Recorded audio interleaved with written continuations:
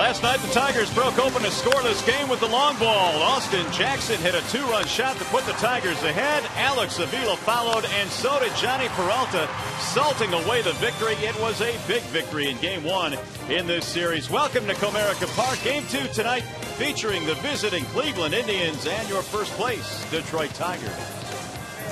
Hi again, everyone. Welcome to Tigers Baseball. Mario and Pemba, glad to have you with us tonight for Game 2 in the series. The rain has cleared away. We will start this ball game on time tonight. Rod Allen will join us in a moment, and when he does, it'll be Game 2 in a series in which the Tigers will face a left-handed pitcher. David Huff will be on the mound tonight for the Cleveland Indians, and because of that, Jim Leyland has stacked his lineup tonight with a lot of right-handed batters. He also has some changes in the lineup this evening. Austin Jackson can be found in his regular spot, but Maglio Ordonez is back in the lineup, batting second and playing right field after losing his job with the acquisition of Delman Young.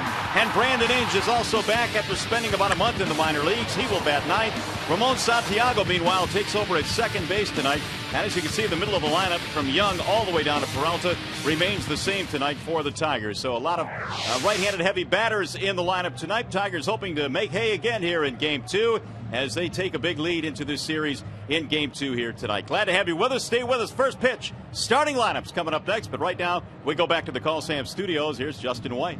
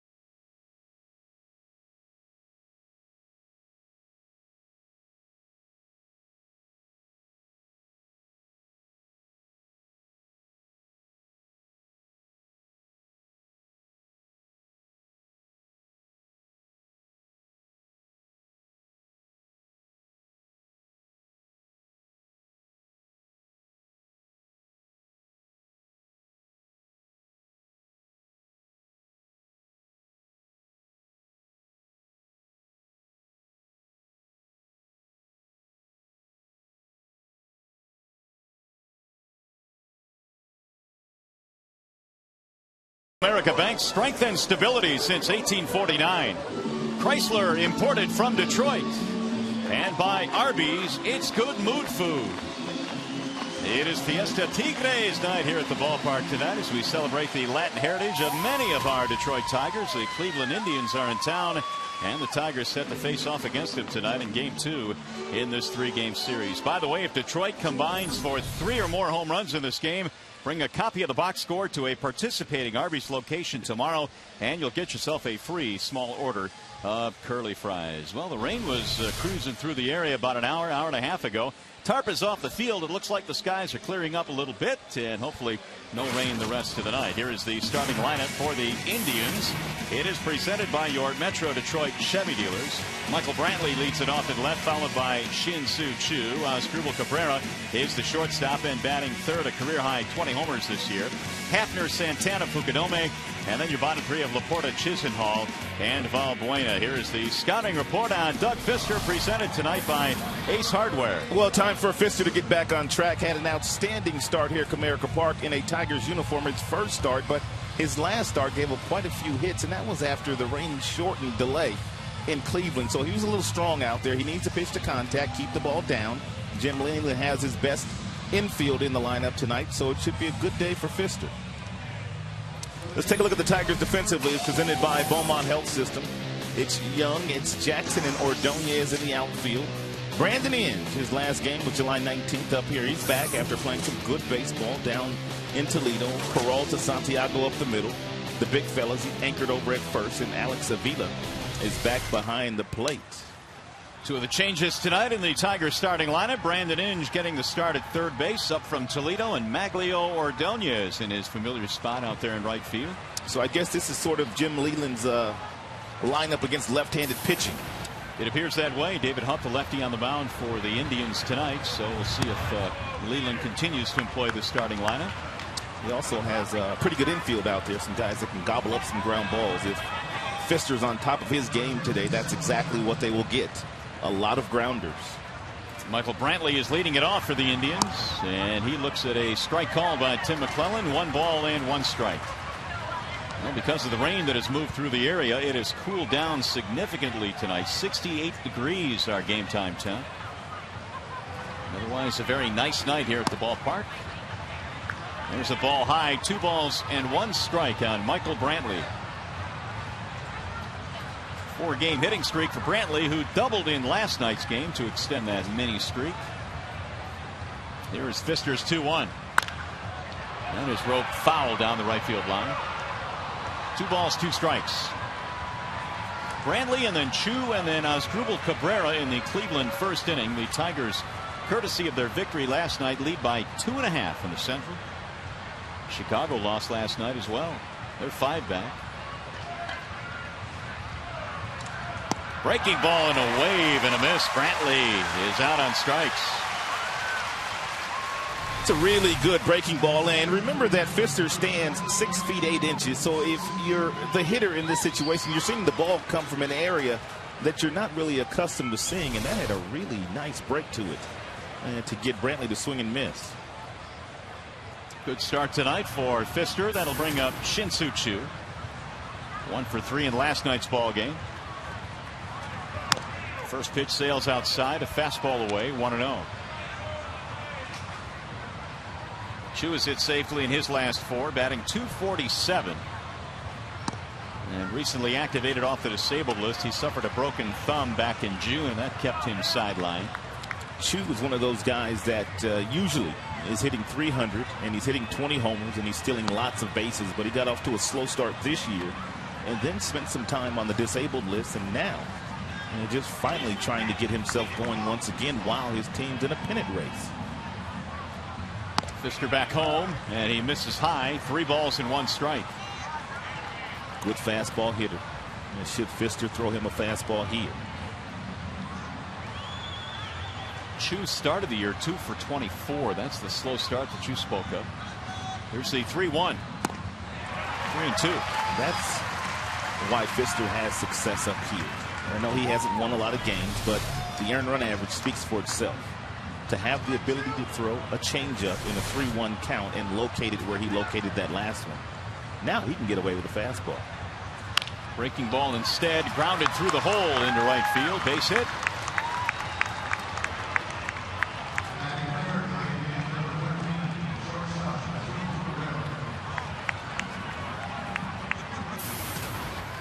Fister this year is 4-13, but the rest of his numbers indicate that he just wasn't getting a whole lot of support in Seattle. He does a lot of things right on the mound. He will hold runners very well. It's very tough for runners to steal bases against him. He doesn't walk many. He's only given up 8 home runs.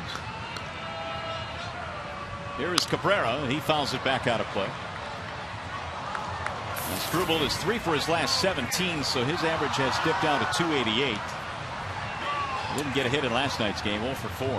In Fister's 63 major league outings, there's only been 5 stolen bases against him while he's been on the mound. Chu is a threat to run. And you wouldn't think that a guy with this size, 6 feet 8, would do as well a job as he does holding runners. Usually big guys, they don't hold runners all that well.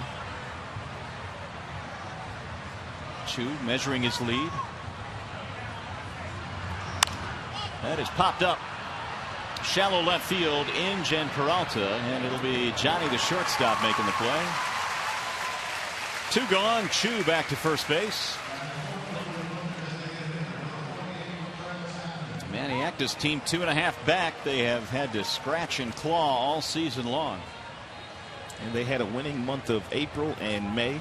They had losing months of June and July. And now they're trying to turn it around again in the month of August. Here's Travis Hafner with 2 outs. Tigers able to handle him last night. 0 for 4.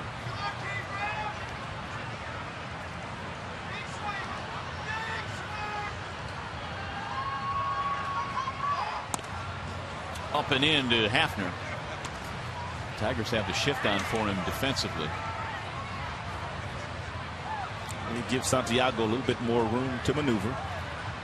And should Hafner hit something on the ground to the right side of the infield, those extra 10 steps that he's on the grass will help.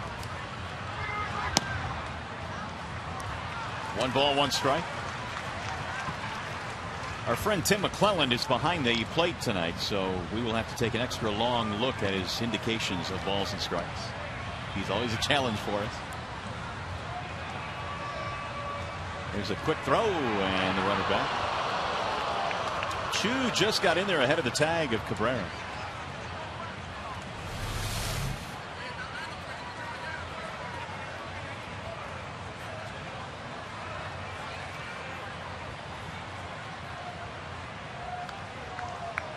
Just got in. Lifted in the air toward left. Delman Young coming hard into foul ground, sliding, and he can't get it.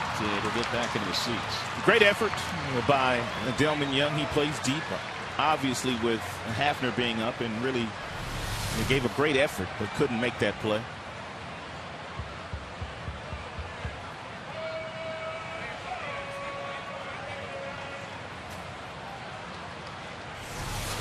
He is enjoying being a Tiger.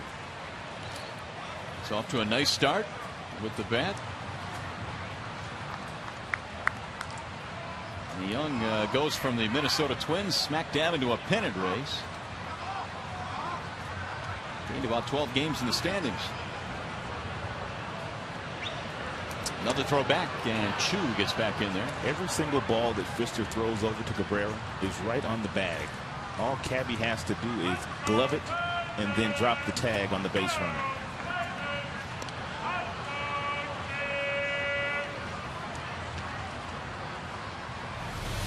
Here you go. Not a whole lot of work for Cabby.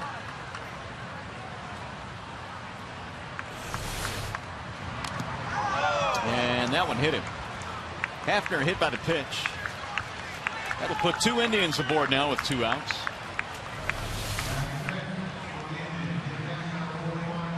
It's a 4-seam fastball. And he got him right on that elbow pad.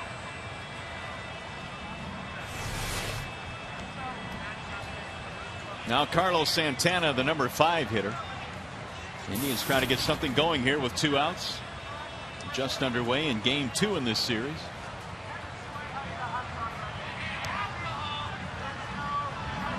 Santana last night was 1 for 4.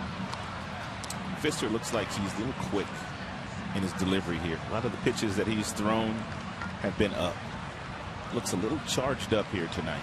Needs to slow down a little bit. Make sure he gets that ball down. Driven to right field. Maglio on the move, and he'll make the running play. Santana hit it hard, but that's the inning for Fister. No runs, a hit batter, and a base hit, 2 left.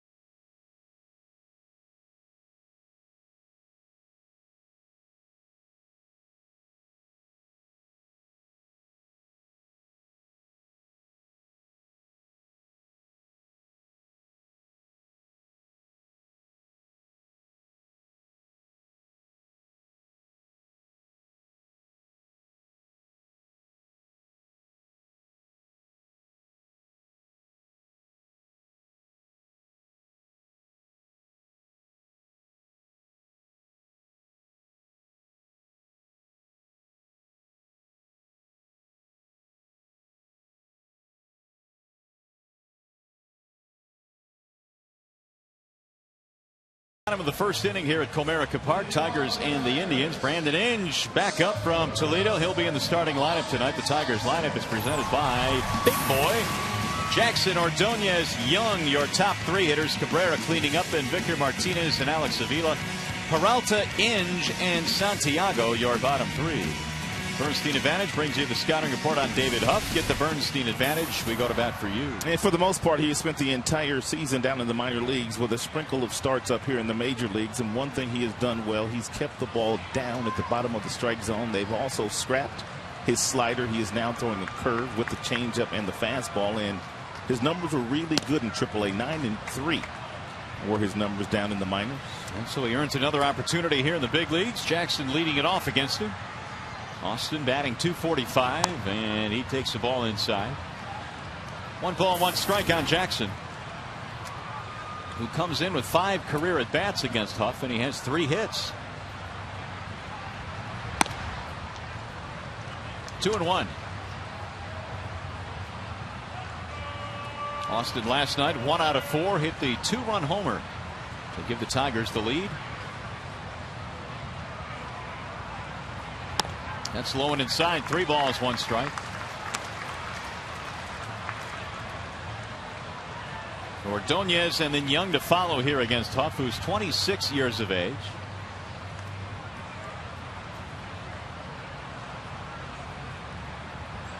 The 3-1 pitch. Ball 4. Leadoff man is on. Let's take a peek at the Cleveland Indians defensively. It's presented by Tim Hortons.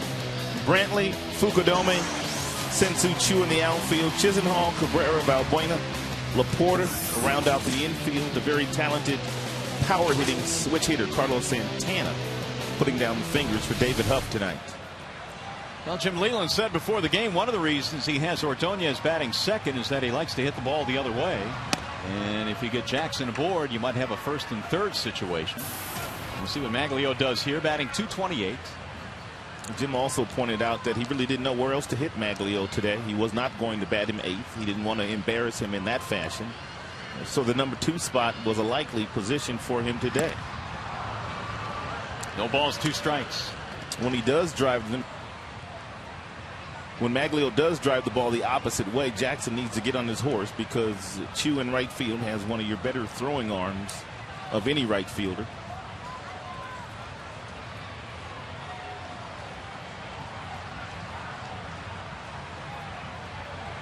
Now the 0-2. This time he pulls it foul down the third base line. I was talking to Delman Young today in the clubhouse, and he has the most at-bats against Huff as a current Tiger, and he's talked about the fact that he's kind of reinvented himself. Huff, he throws cutters now, and he works at the bottom of the strike zone. Young said last year he was up in the strike zone a lot. That's lifted back out of play. And one of the reasons they got rid of his slider is he had that same problem Max Scherzer had. Scherzer would throw a 95-mile-per-hour fastball, then he would throw an 87-mile-per-hour slider, so you don't have that 10-mile differential that you like to have. By getting rid of his slider, he now has that differential. Huff with his curveball and his fastball. Max had a good changeup in the ball game last night. Best I'd seen this year. Really pitched an outstanding game last night, pitching the Tigers to a win in Game 1. Oh, blue eye. Brown eye. It's not plural, it's singular. Blue eye. That's low. 1 ball, 2 strikes. You mentioned Huff is 26. He'll have a birthday in a couple of days. He turns 27 on Monday. He's a native of San Diego, California.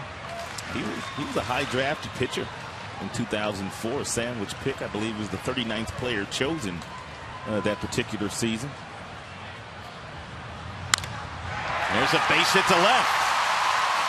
Ordonez is aboard. Jackson will stop at second base, and the Tigers have something brewing here in the first inning. First hit of the game for Detroit. That'll bring up Delman Young. He is homered against Huff. Lifetime .353 against him.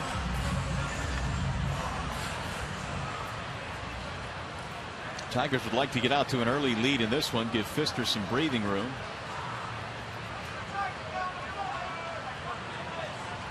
Young in last night's ball game was 1 for 4.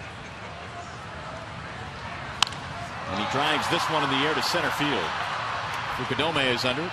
Runners will tag but hold.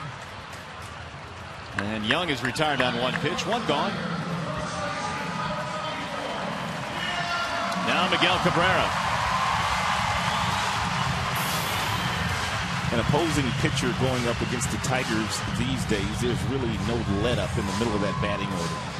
If you happen to get Young out, then you have to deal with Cabrera and Victor and Avila and Peralta. 4 guys that are having tremendous seasons. I think that is part of the reason why Jim Leyland has really not given into the temptation of moving up Avila, moving up Peralta in the lineup. They've been so good at the bottom end. And there's a ball inside to Cabrera. A lot of depth this year to the Tigers starting 9. This is the guy in the middle, though. Cabrera with 80 RBIs. That's a team high.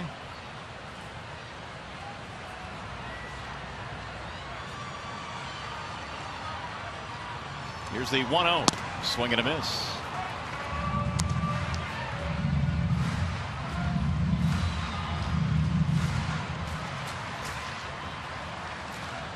Well, the Tigers have the 2 best in the American League with men in scoring position. You've got Martinez at 408. He's on deck. And Cabrera at 393. He's up there right now.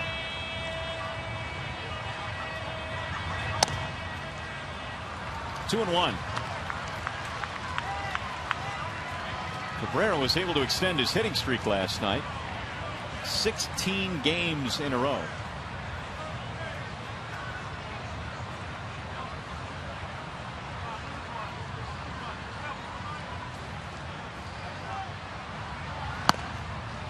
Here's a strike call by Tim McClellan. 2 balls, 2 strikes.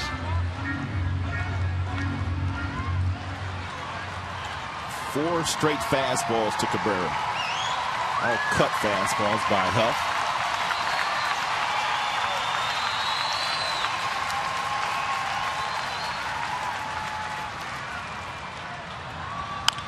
Bouncing ball foul, third base side. 2 balls and 2 strikes on Miguel.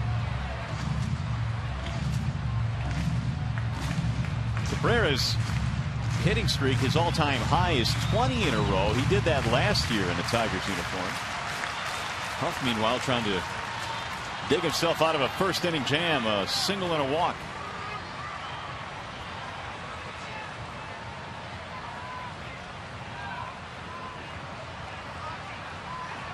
And now the 2-2.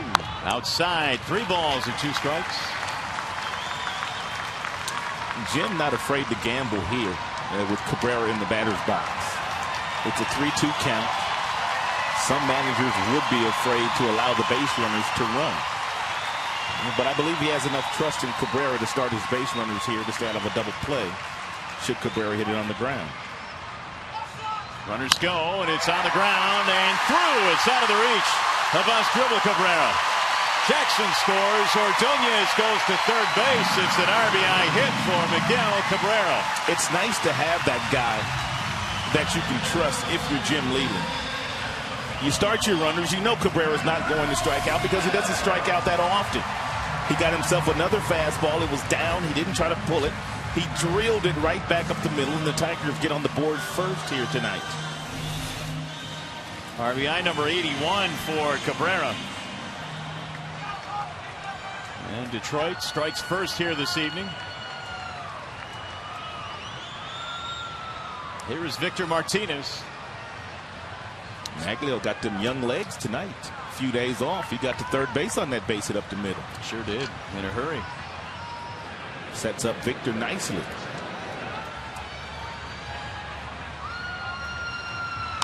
Victor fouls it back 0-1. Martinez at 323. Good for 5th in the American League. He was 0 for 3 in last night's opener. Jackson got the party started with the base on balls, and he has come around to score.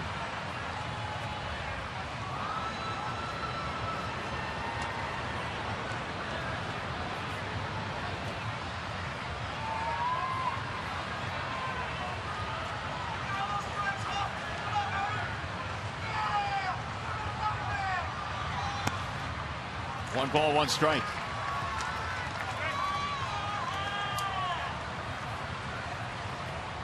Martinez 67 RBIs. And as we just showed you, he is the best in the American League with men in scoring position, over 400. Trying to extend this 1-0 lead. High fly ball, right center field. Chu is back there.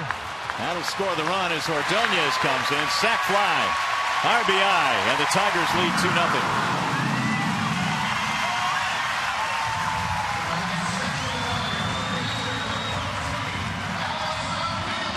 Good start tonight for the boys.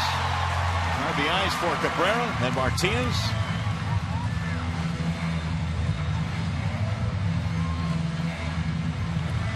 That'll bring up Alex Avila. Doug Fister probably wondering what those are. They're called runs, though. He's not accustomed to too many of those. 24 starts this year for Fister and his clubs. The Tigers only 3 games, but only barely over 2 runs a game in 24 games started.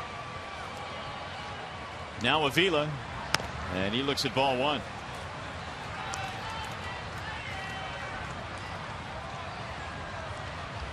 Alex at 298.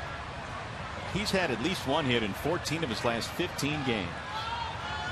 There's Cabby chewing the fat down there with Laporta again. They're buddies. There's a strike called, 1-1.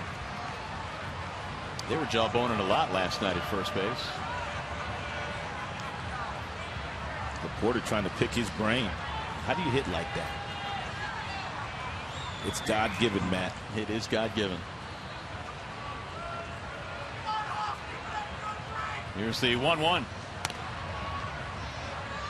2 balls, 1 strike. 420 in the month of August. What a month it's been. The highest batting average in the American League this month, 420. Meanwhile, Huff about to deal his 26th pitch, and it's a ball. Running the count to 3-1.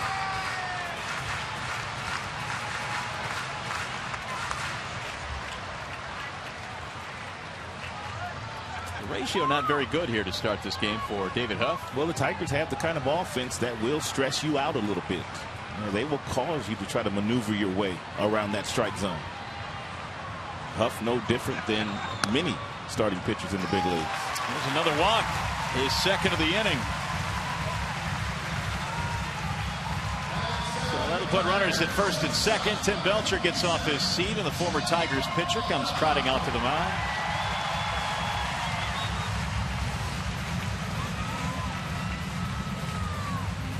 Hey fans, join in baseball's most interactive forum with Fox Sports Game Connect. It includes in-depth stats, player trends, and live Twitter feeds that captures all the social media discussion about tonight's game. It's Fox Sports Game Connect. Try it out now at foxsportsdetroit.com. So Tim Belcher wrapping up his chat with David Huff. The Tigers have picked up 2 runs already in this game, 6 batters into the contest. And Johnny Peralta, who had a big home run in last night's ball game, getting set to settle into the box.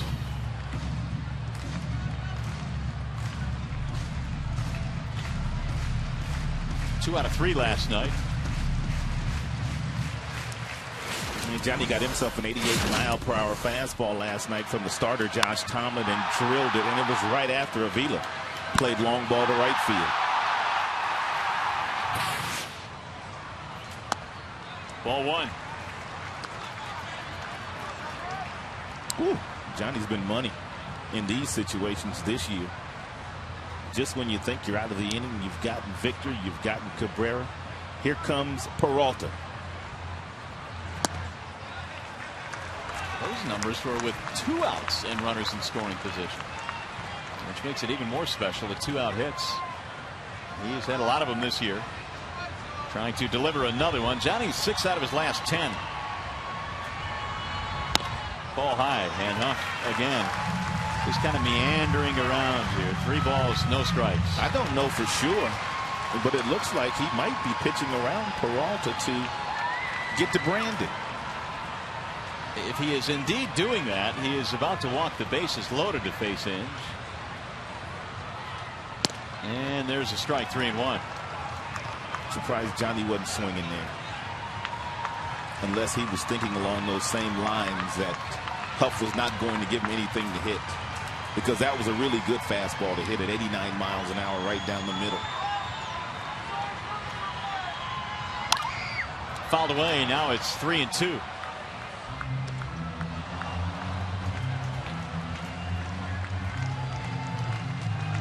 Here's a situation where if you're the runner at second base and there's already 2 strikes on the hitter, here's where you really concentrate on the swing of the hitter. And once you see him start his swing because there's already 2 strikes, you start running. That will allow you to get a good jump. This line foul.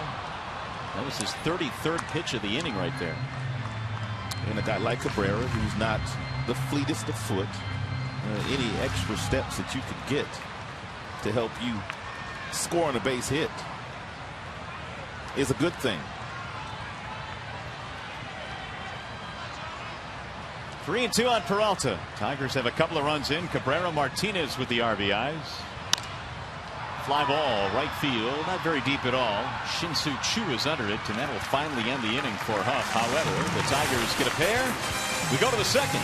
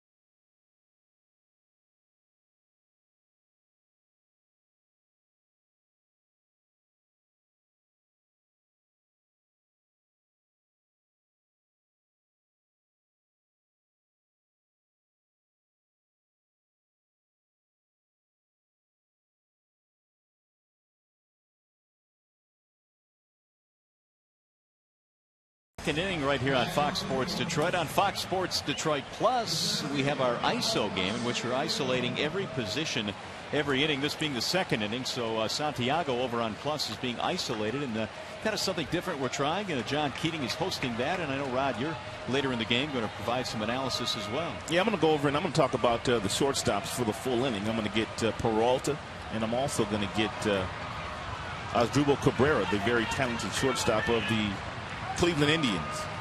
Kosuke Fukudome is leading it off here for Cleveland. And what it's going to do, it's going to give the fans an in-depth look at, in this inning, it's Santiago, at what he does every single pitch. 1 ball and 1 strike on Fukudome. Kosuke is hitting .266, 0 for 4 last night.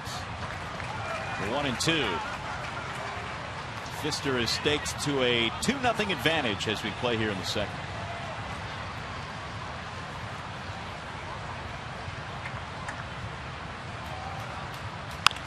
That is grounded foul.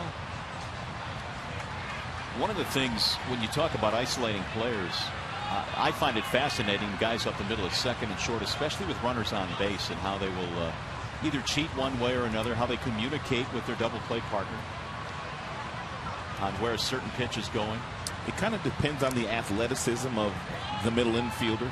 And just to give you an example Peralta could cheat a little bit more one way or another with Santiago versus Rayburn. Not that Rayburn's slow, but Santiago's a little bit quicker in the infield. He can get to more balls. Chopper back up the middle. Speaking of Peralta, he'll handle this one, and Fukudome is out. Something else that will help Peralta, as long as Inge is playing third base, he can always play up the middle where he was stationed on Fukudome there, because Inge has such great range at the third base position. So by Inge being at third base, I mean, it makes the shortstop even better. Brandon back in the big leagues. Called up after the game last night. Had some terrific numbers down at Toledo. Here is Matt Laporta now with one out. Brandon earned the call up. Anytime a team wants to release you and you say, no, I'm not going to let you release me. I don't want your money. I'm going to go down to AAA. I'm going to go down and play. And I'm going to earn my way back up here. And he does that. He's to be commended. Driven down the left field line. That ball is going to hook, and it will land foul at home run distance. He's got some real power. Yeah, but most of his usual power is from the second base bag to the left field line. If Bruce Fields could get him to utilize a little bit more of that power to right center field, then Laporta's batting average would be above 242, and he would hit more home runs. There's the former Tigers hitting coach from 03 to 05. 1-2 on Laporta. Indians bats have perked up under Bruce Fields. A lot of the younger players he knows anyway, because he's been their minor league hitting instructor the last few years. So he knows all about Chisenhall and Valbuena and Brantley and all the other young kids they have, which makes the transition a little easier for those players. There's the 1-2. 2 balls, 2 strikes. Trying to remember, did Bruce win a batting title in the minor league? I think he did win a batting title in the minor leagues. He was a really good hitter. One of those foul line to foul line kind of hitters. His son Daniel is in the Tigers organization. In A ball, there's a wave and a miss, and Laporta is out on strikes. This is not a slider, people. This is a cut fastball, but look at the break that he has on this pitch. That acts like a slider. Pfister has no slider, but every now and then he holds that cut fastball in a fashion that gives him that much break on that pitch. I'm not sure I've seen a cut fastball with more break than that last one he threw. And it's a really good pitch to left-handers, too. That was a right-hander there, Laporta, but when you can get that ball inside the left-hander, just a really valuable pitch. Chisenhall takes a breaking ball low. Here's the grip on that pitch. You can see him ever so slightly holding it on the seams, and that gives him that cutting action.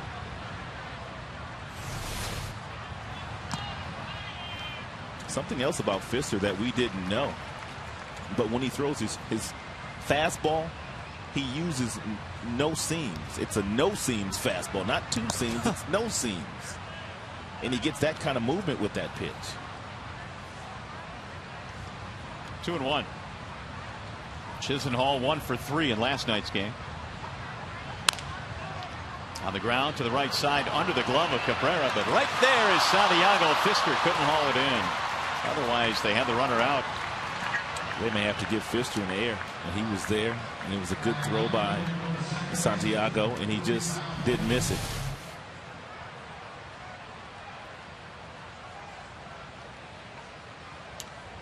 Let's take one more look at this play. If Cabrera goes to the bag on this particular play, then there's no problem, but these days he's playing with a couple of different second basemen. Sometimes you just don't know the range of who's going to get to what, but that's clearly the second baseman's ball, and if he directly goes to the bag, it's a much easier play.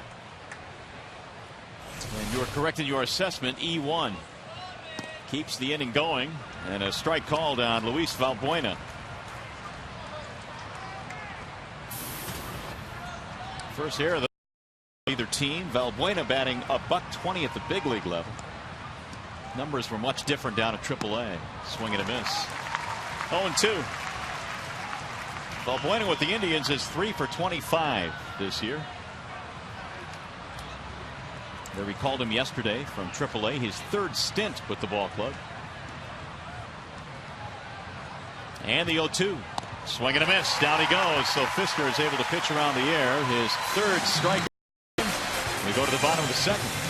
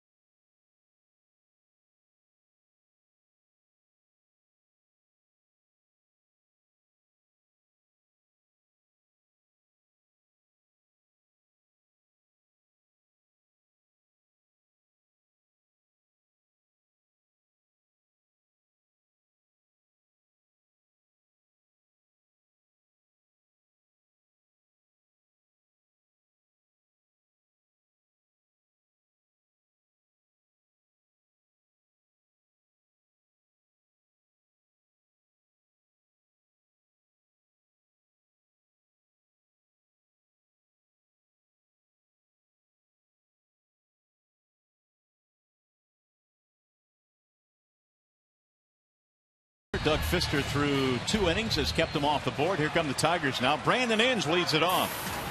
He'll be followed by Santiago and then Jackson.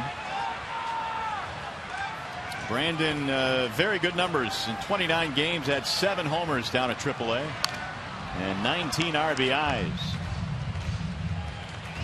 No balls and 1 strike on Brandon Inge, batting .177 here in Detroit. Huff working quickly, the 0-1. 1 ball and 1 strike on Inge.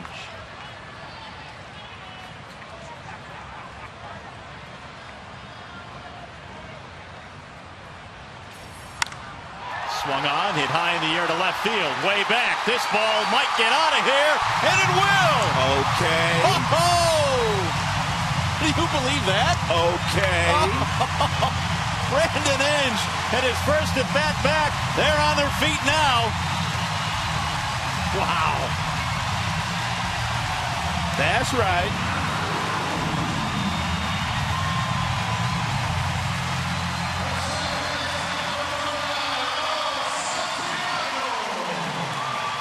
He hit 7 of them down in the minor leagues. Welcome back. Look at his teammates.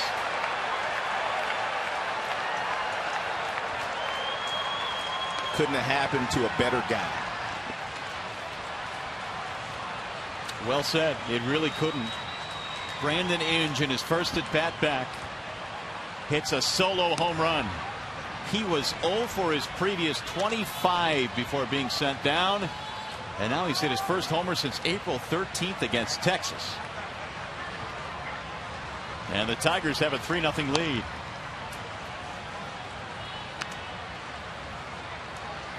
Only thing that would have been better there if they would have gave him the silent treatment.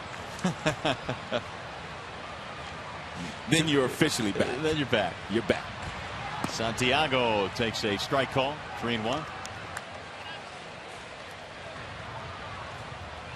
What a return for Brandon Inge. That's driven well toward left center field. Brantley is on the move. So is Fukudome. Neither will get it up against the wall. Santiago will go to second. He'll pull in with a double. Where is Ramon getting all this power from lately?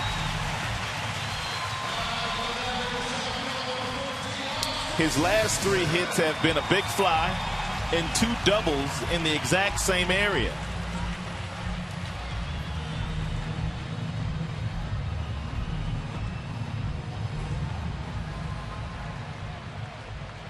Let's take a peek at the Inge home run. It's a straight changeup by Huff, and Inge absolutely drilled it. Picture perfect. Nice weight distribution.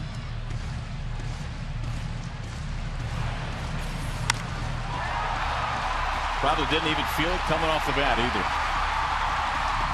Beyond the bullpens, into the seats. And a nice catch. Perfect. It's fairy tale kind of stuff. 3 runs on 4 Tigers hits.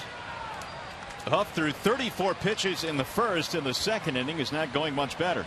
And Jackson's got a job to do. He's got to get Santiago at least a third if he doesn't score him with a base hit.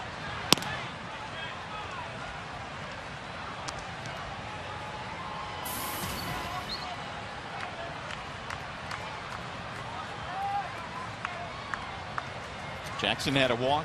That started the first inning, eventually scored a run on the single by Cabrera. Trying to advance Santiago here. Here's the 0-1. Showing bunt. Lays one down to third. It's going to roll foul.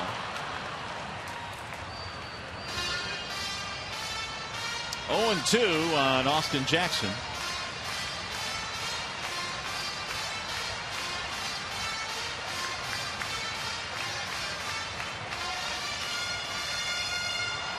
Inge goes deep to start this inning.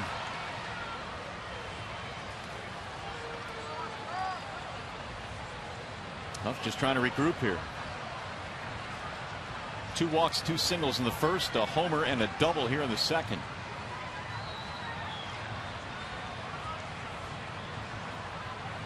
And the 0-2. Lifted to right field. On the move is Fukudome and Chu, and Fukudome runs it down. Santiago cruising to third base, and so Jackson gets the job done. They are running Fukudome from gap to gap.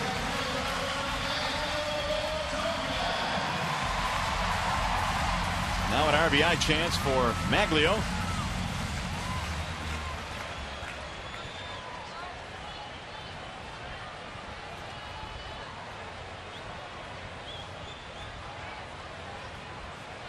Infield coming in now for the Indians. Ordonez had a single, and he scored a run back in the first.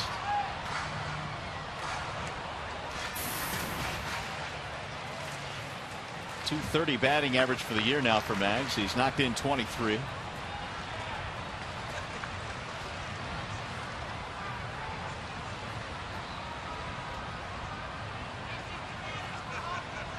Here's the 0-1. That's in the air to shallow right field. Coming in is Chu. He's measuring it. Runner tags. Here's the throw to the plate, and he is safe at home plate. Great slide by Santiago.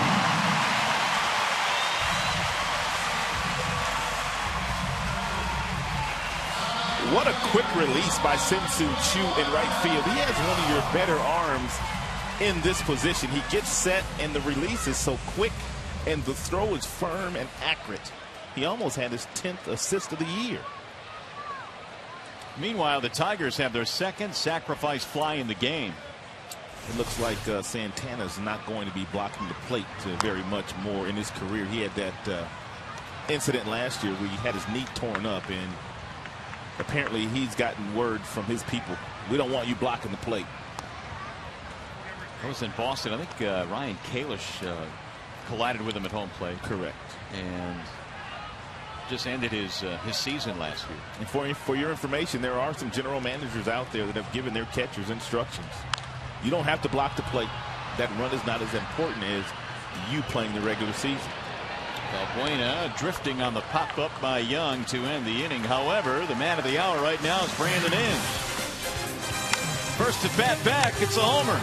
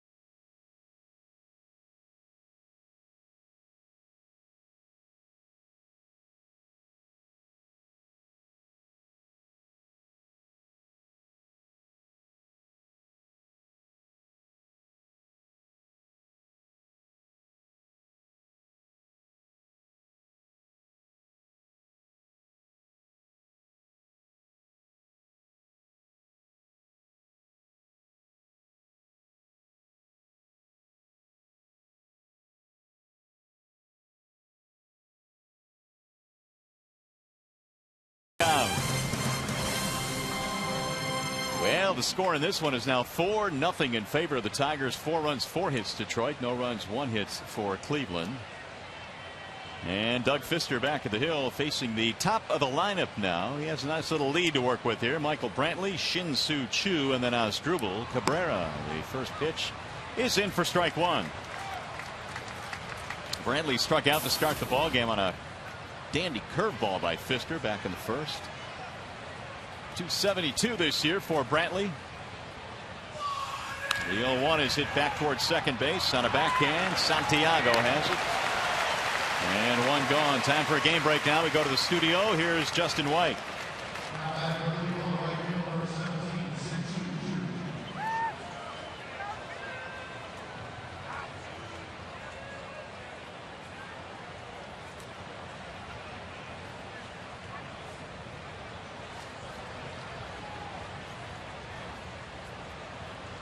Justin, thank you. Here it is 4-0 in favor of Detroit as Shin-Soo Choo takes a breaking ball in the dirt. Those White Sox again trying to get back up to 500. They're 2 under. Seems like every time they get close or get there, they go on a losing spell. There's a strike called on Choo. 1 ball and 1 strike. Shin-Soo batting .249 with 5 home runs. And Fisker backs him out of there, 2-1.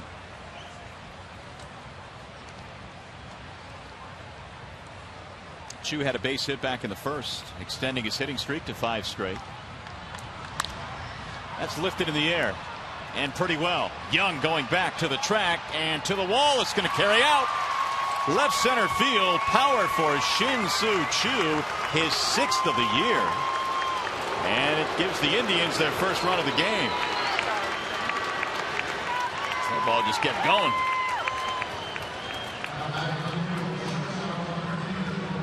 Number 6 for Choo, his 31st RBI. This one went 385 feet. Off speed pitch that he just flicked over the wall in left center.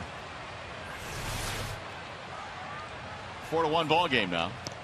And there is a strike on Cabrera.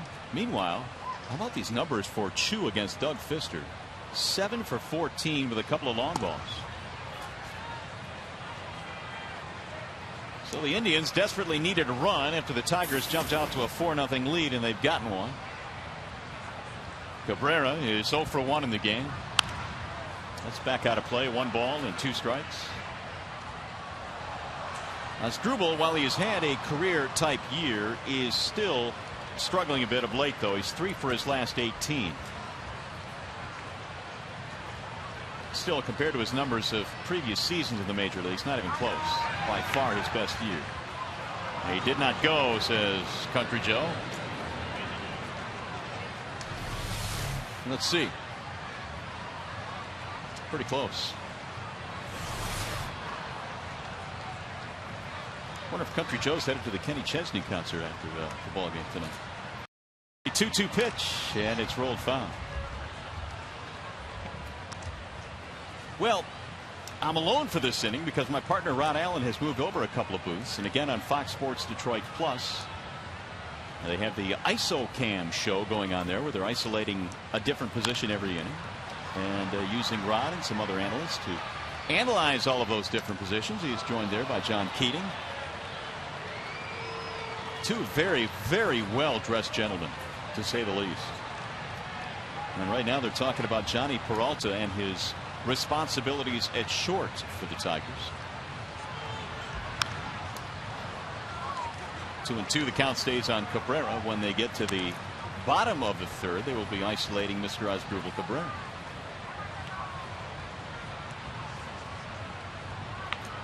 Asdrubal about to see his 8th pitch in the sit-back. On the ground to first. Right there is Miguel. 2 gone. 3 unassisted on the play. And that's going to bring up the cleanup man, Travis Hafner. This is an Indians ball club that, when you look at the stretch, is really going to be tested by the sheer amount of games they have to play, because they have a few doubleheaders coming up. And the Indians, in effect, will play 41 games over the final 40 days of the season. And so that really is going to put a strain on the Indians, because not too many off days left. In fact, they've got only 2 scheduled off days the rest of the year. And for Manny Acta, that is going to be a chore. Cleveland 2.5 back behind Detroit.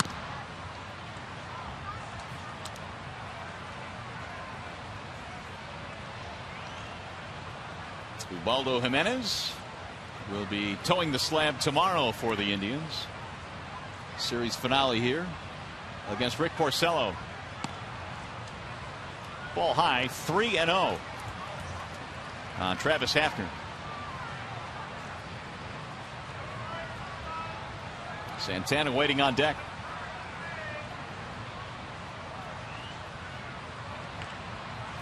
And he walked him on 4 straight.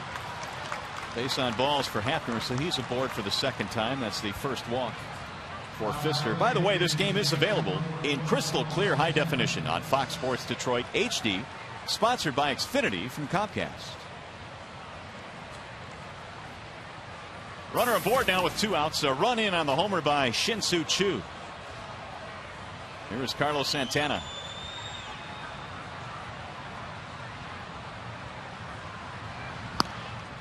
Breaking ball stays high, 1-0.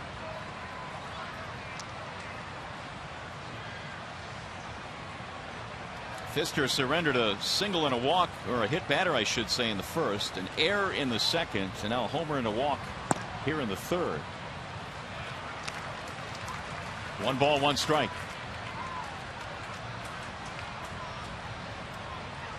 Santana, very highly regarded prospect for the Indians. They picked him up in a trade from the Dodgers for Casey Blake. And the Indians have to feel that that deal has the potential to be a steal when you consider that Santana is on pace for 24 home runs, about 100 walks, 80 some RBIs.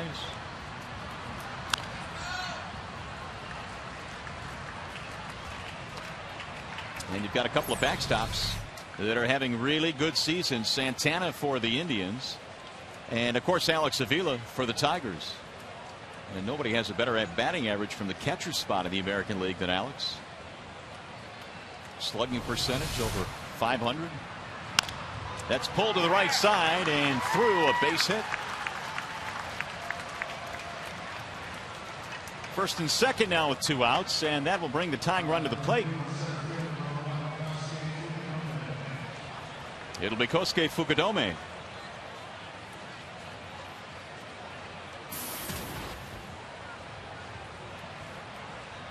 He bounced out back in the second.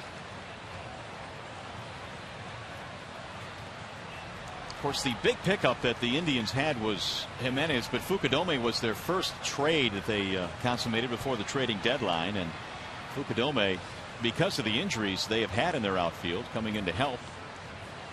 Playing center field tonight. Grady Sizemore is still out of their lineup. 0-1.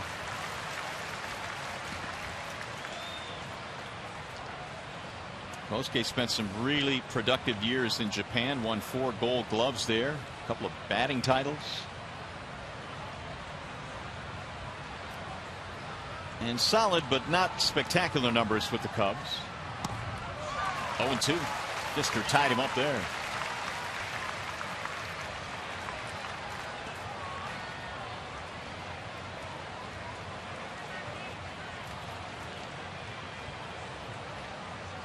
Now Doug trying to finish off Kosuke Fukudome. Missed it high.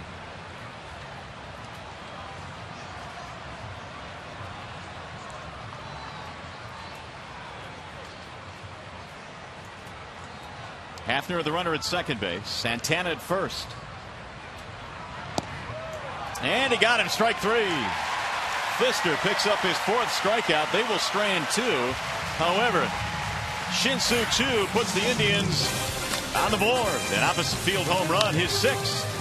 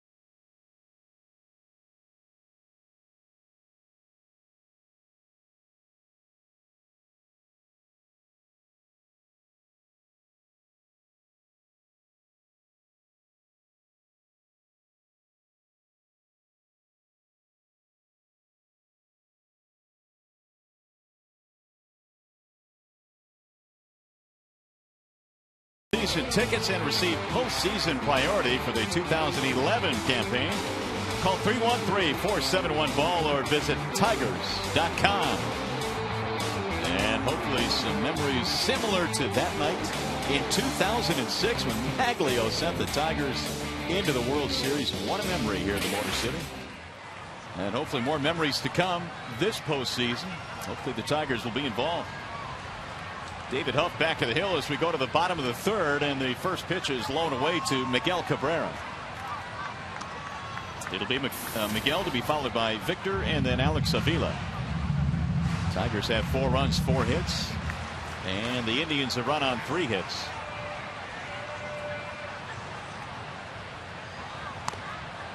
Huff missing inside with a fastball. The count goes to 2-0. Huff was a sandwich pick back in 2006. In other words, a pick between the first and second rounds of that draft. He attended UCLA and really had a lot of success there as a junior.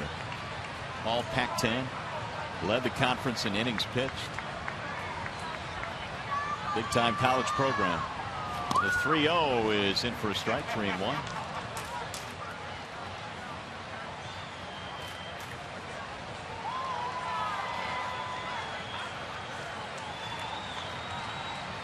Cabrera had an RBI single back in the first, got the Tigers on the board. And a good pitch on the outer edge. Well, Cabrera didn't like it, but it looked like a pretty good pitch there from Huff.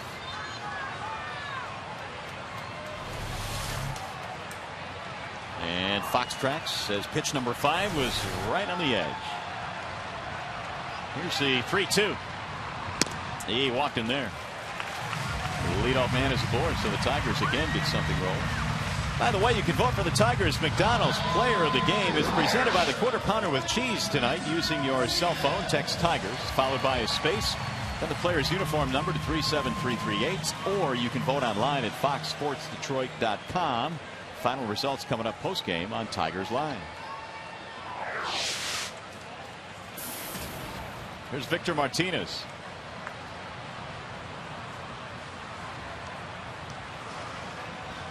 Sacrifice fly for Victor, his first at bat, and he picked up his 68th RBI.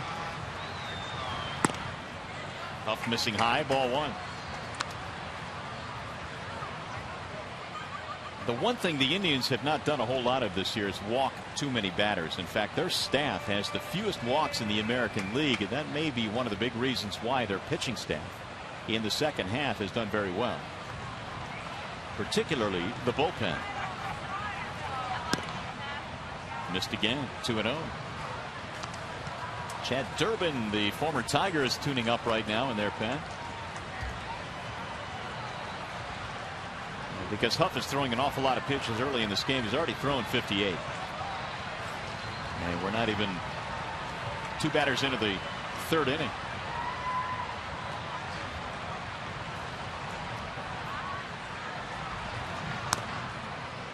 That's in there for a strike. 2-1 on Victor.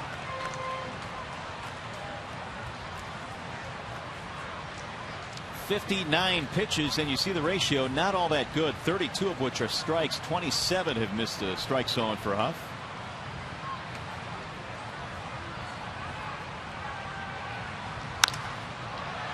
That is hit in the air, shallow center field. Fukudome coming under it. Finally nestles into his glove. 1 gone. Here's what we're talking about in terms of the Indians pitching staff. In the last 9 games, their starting ERA is 3.02, and the bullpen ERA is a microscopic 0.83. Those numbers coming into play tonight. But apparently the Tigers offense not paying attention to that this evening. They have 4 runs already. Here's Alex Avila.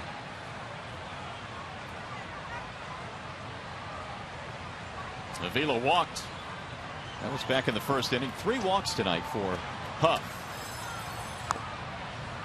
Last night the Indians pitching staff did not walk a Tiger, and that made it 10 times this year that they did not walk a batter in a game. No such luck tonight.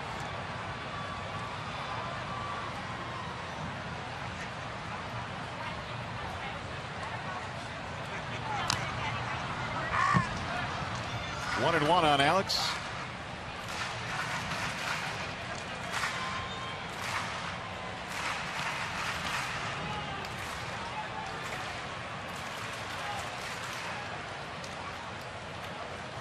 Avila tonight is starting his 15th consecutive game behind the plate for Detroit.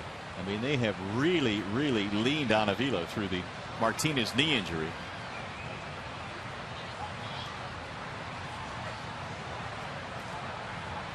One and one on Alex. Should he reach, Peralta is lurking. Here's the 1-1 pitch. Swing and a miss. 1-2 on Avila.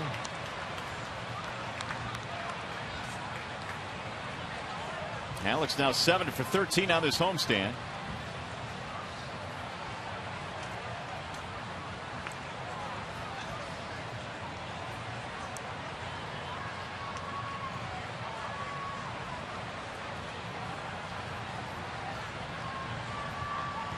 And Huff is ready with the 1-2 pitch. Outside, 2 balls, 2 strikes.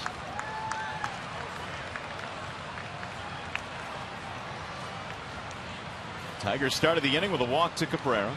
They've had at least 1 base runner in every inning so far, as Huff's pitch count continues to mount here in the early goings. They're playing behind Cabrera defensively at first base.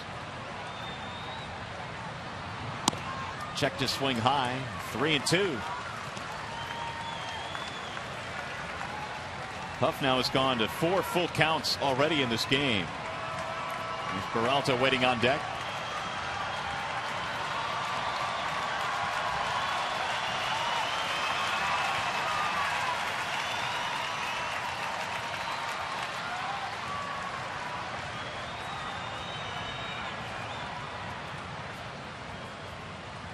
Tigers got 2 in the first. RBIs from Cabrera and Martinez.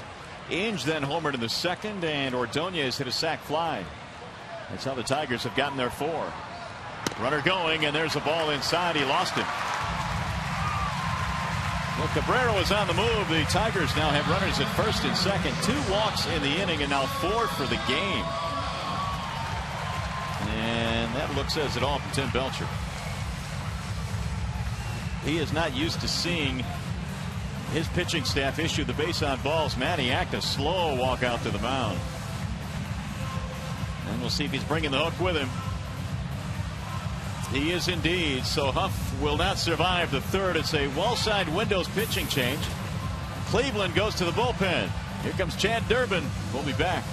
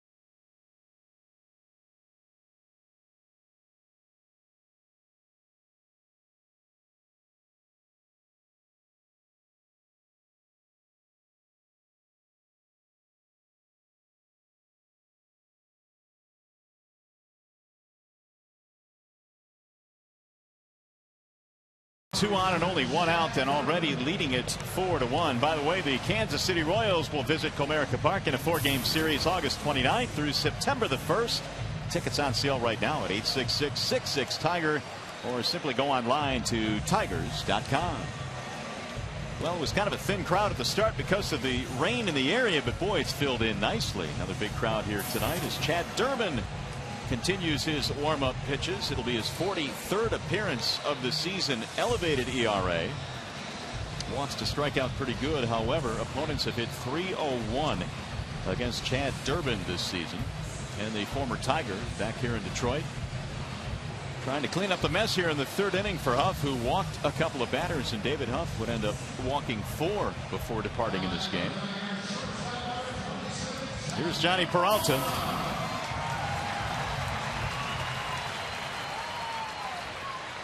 Johnny is 0 for 1. He flied out to center field, ending the first inning. Cabrera and Avila, your base runners, with 1 out.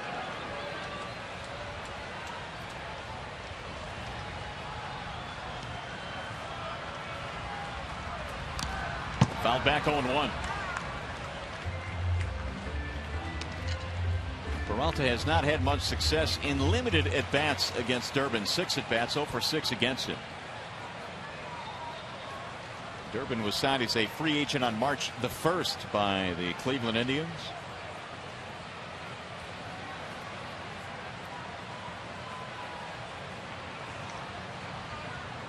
And the 0-1. 1 ball and 1 strike on Peralta.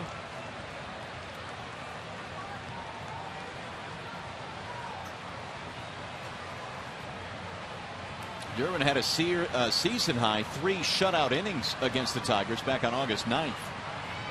Earlier this month in Cleveland. The 1-1 fouled back out of play. That was that 14-inning contest where we had a 2-hour rain delay in the middle of it. And Durbin went 3, gave up 1 hit, struck out 2, didn't walk anybody in that one. But it took him a while to find a job this past offseason. As we mentioned, he was signed on March the 1st after spring training technically had started. A couple of really good years with Philadelphia. Swing and a miss, and Peralta is now 0 for 7 career against Durbin. 2 gone. That'll leave runners at first and second. And now the Indians bullpen in their last 20 games against the Tigers, a 0.52 ERA. And they've got a consecutive scoreless inning streak of over 26 innings.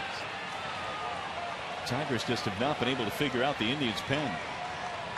But they will have a lot of time to do that tonight. We're only in the 3rd as they get into the Indians' bullpen. Brandon Inge homered in his first at bat back from Toledo. That was back in the 2nd. Ball 1 from Durbin. And here it was back in the 2nd inning. Just the 2nd home run of the season at this level for Brandon Inge. And before he went down to Toledo, he was 0 for his previous 25, so that broke a long drought for Brandon Inge. Durbin slides 1 outside, 2-0. Jim Leyland saying that Inge would play against some lefties. He certainly could help out as a defensive replacement late in games as well. Driven in the air to center field, hit well. Fukudome is on the run, still going back, won't get it. That ball is over the wall. It's going to be a ground rule double, and Brandon Inge now has a 2-base hit to go with his homer. Cabrera will score on the play to make it 5-1, and they're going to send Avila back to 3rd. And how about Brandon Inge with a wry smile on his face, standing at second base.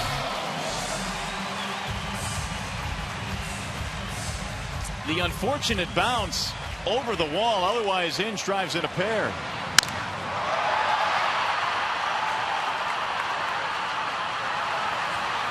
So Brandon having a welcome back party here tonight. 5-1 in favor of the Tigers. And there's a ball to Santiago.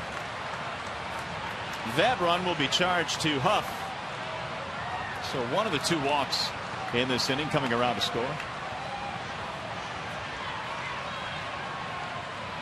Santiago had a double. He scored a run back in the 2nd. 2-0.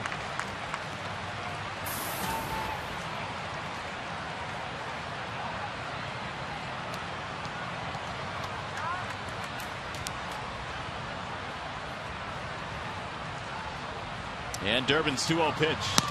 Outside, 3 balls and no strikes. Well, we've been talking about how this Indian staff has not hurt themselves with walks throughout the course of the year, but they're giving up quite a few tonight. 4 already in this game. And now Durbin has gone 3-0 on Santiago, much to the chagrin of Tim Belcher. 3-1.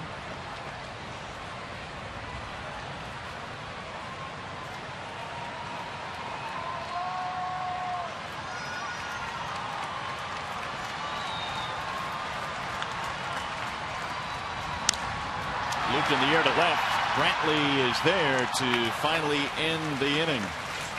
Well, Tim Belcher threw in the towel on his starter, David Huff, who was knocked out of the game in this inning. Brandon Inge knocking in another.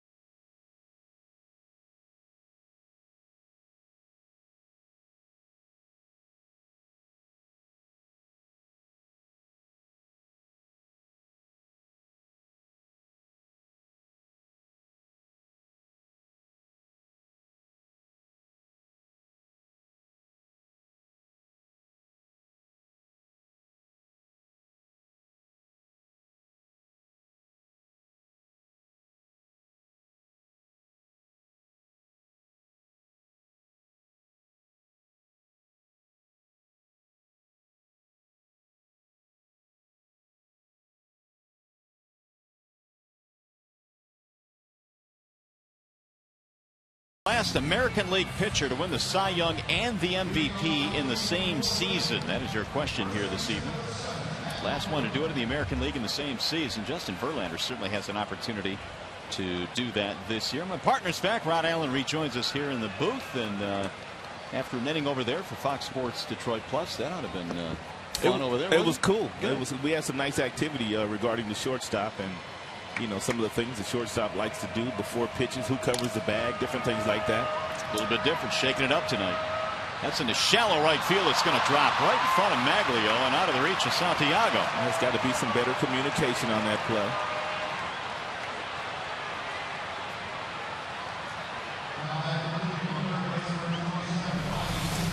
Maglio's got to go a little harder, and Santiago has to go a little harder as well. So we'll see if that ends up hurting the Tigers in this inning. They have built their lead now to 5-1. Here's Lonnie Chisenhall. 4th hit of the game for the Indians. Chisenhall will line it foul, back out of play. You know, one of the things that I was talking regarding the shortstops in this particular situation, after Fister sets and he gets ready to deliver the ball home and the sign has been gotten, and Peralta will put his glove up and either the mouth will be open or it will be closed, and he'll be telling Santiago what pitch is coming or who's covering the bag.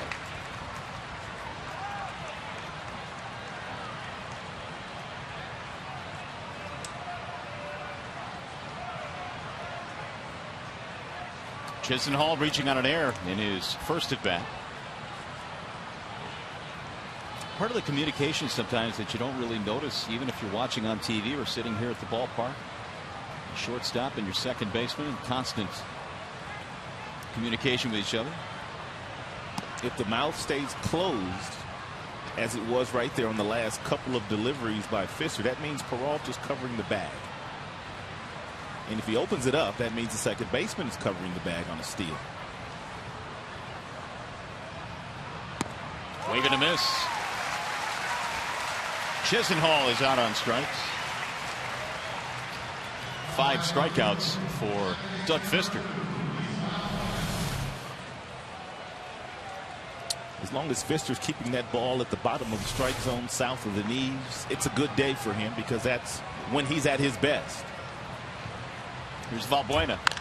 Ground ball foul just outside of that bag at first.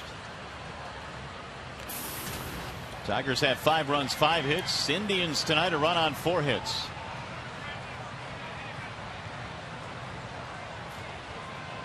Valbuena, a strikeout victim himself back in the second.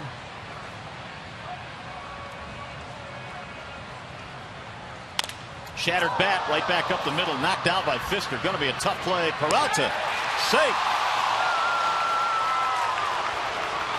All kinds of stuff happening there.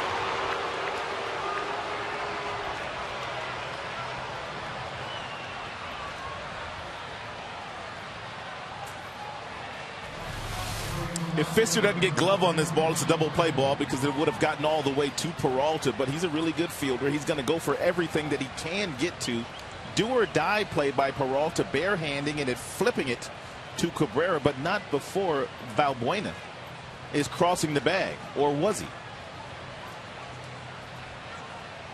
Another look.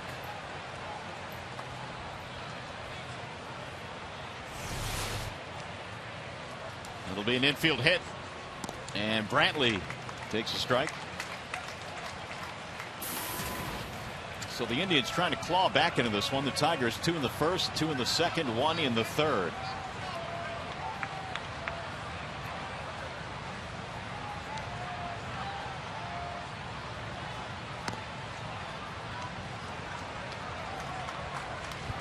Fister surrendered the home run to Shin-Soo Choo back in the third, the only run Cleveland has gotten so far tonight. Doug has yet to have a 1-2-3 frame. And he also has thrown a lot of pitches tonight. 74 right now for the right-hander. 1-2.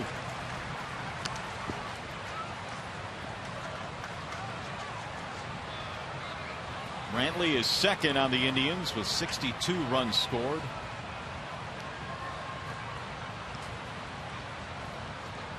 Only 24 years old, but seeing extended playing time this year with the injuries that they've had in their outfield. Sizemore and Choo for a while. The 1-2. Got him. Strike 3. Another strikeout for Fister. That's going to be 6 of them tonight.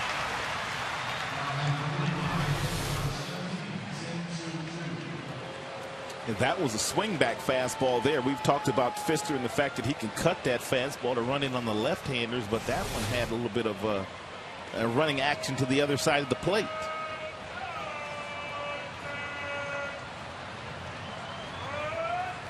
Shin-Soo Choo back out of play 0-1. Single and a homer tonight for Choo. They desperately need his bat down the stretch, and they need him to return to the form of the guy that has hit 300. He's a career .297 hitter in the big leagues. Out with a thumb injury. There's a strike call as he backed out of there 0-2 on Choo. He can help in so many ways. He can run, he can throw, he can hit with power. Definition of a 5-tool player.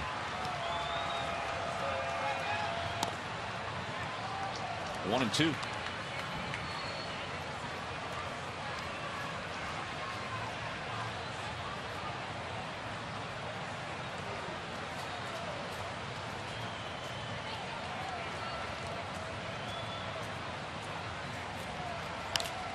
Back up the middle, but Peralta is there on the short hop.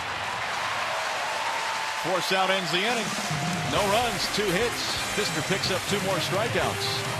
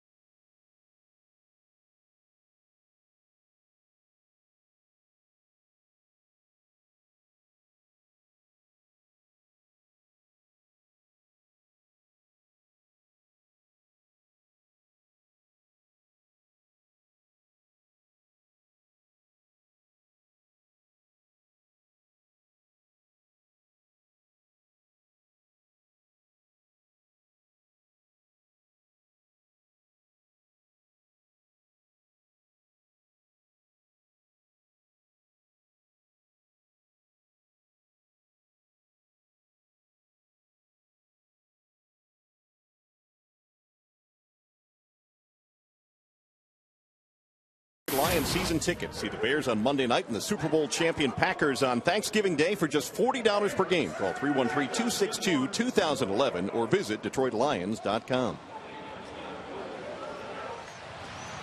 Back here at Comerica as we go to the bottom of the fourth inning. Tigers on top 5-1 here in game 2 in the series.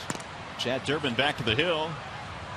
Tigers have 5 runs, 5 hits, a run on 5 hits for Cleveland. Austin Jackson. And then Ordonez and Young. Austin is 0 for 1 with a walk. He's also scored a run.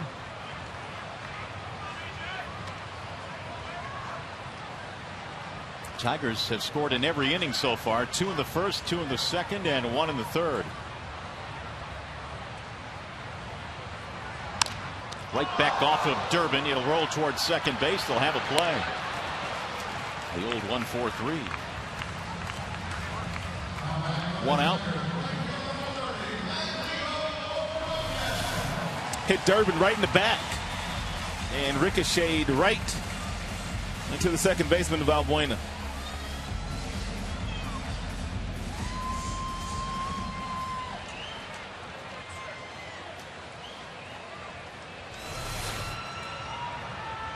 Ordonez a single, a run scored, and an RBI tonight.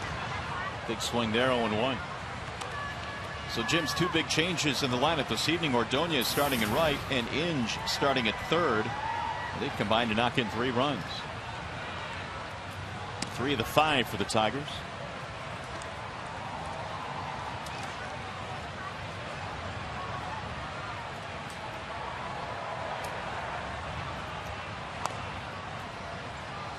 Two balls and 1 strike.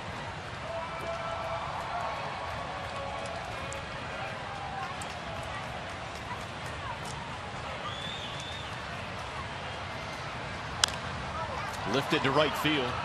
Straight at Chu. 2 gone. Hey fans, after the game, stay tuned for Tigers Live for reaction, analysis, and highlights from tonight's game. Tigers Live from the Carl Sam Studios and the ballpark here on Fox Sports Detroit. After that, stick around for even more post-game coverage on Tigers Live Extra Innings.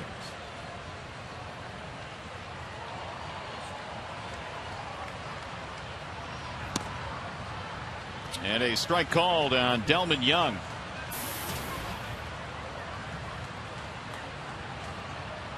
Young 0 for 2. Fly ball into pop up. And he rolls this one foul. No balls, 2 strikes on Young. Delman has hit safely in 5 straight.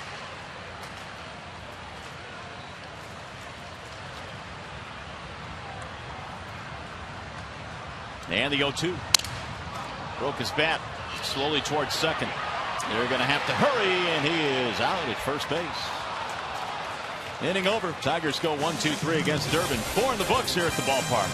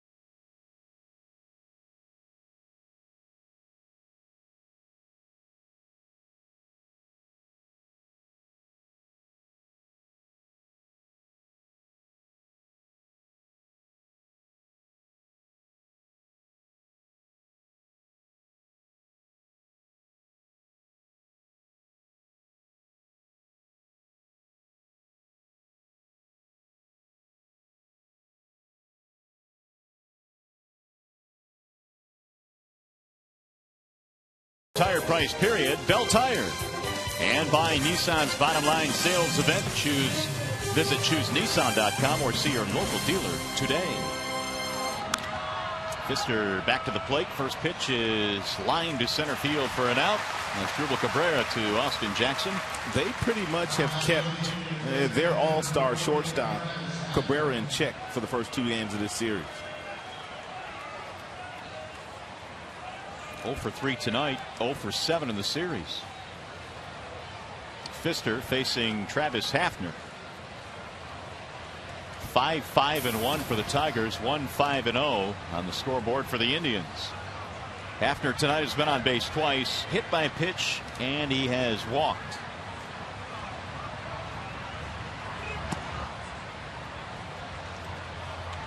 Pfister, by the way, is now tied with John Lester of the Red Sox for second in hit batters this year. John Lackey's hit 16. He leads the American League. 2-0.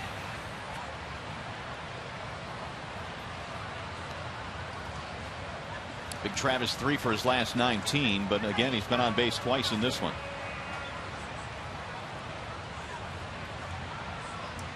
And the 2-0 pitch. It's at the knees, a strike. 2-1.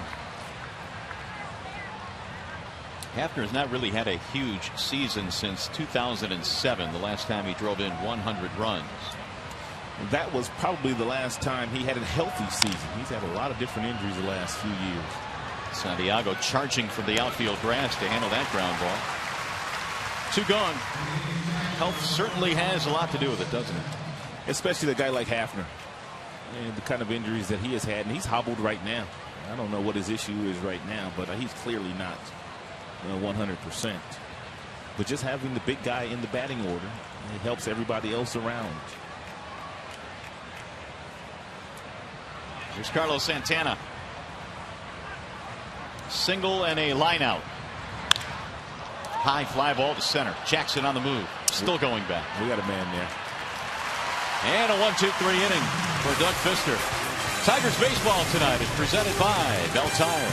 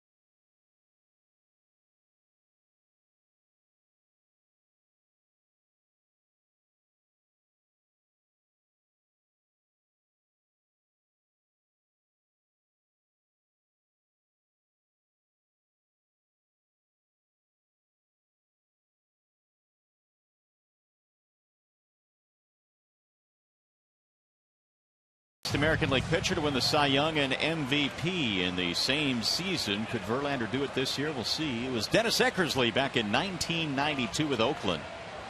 51 saves that year. 20 years ago. So maybe Verlander can do it this year. We'll see. Cabrera leads it off for the Tigers and fouls the first one back. We're underway in the bottom of the 5th inning with the Tigers on top 5-1 in this one. This much is for sure. To do something like that, to win a Cy Young and an MVP in the same season as a pitcher, you have to be having the kind of year that Verlander's having, where you're just dominant over everybody else. And it's been that kind of year. He is 8-5. He's already over 200 innings. 204 strikeouts and just 42 walks, and he throws 100 miles an hour. Special kind of talent, putting together a special kind of year.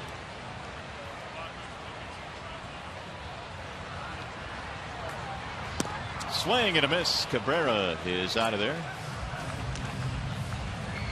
One away. Durbin has his second strikeout. How many have done it?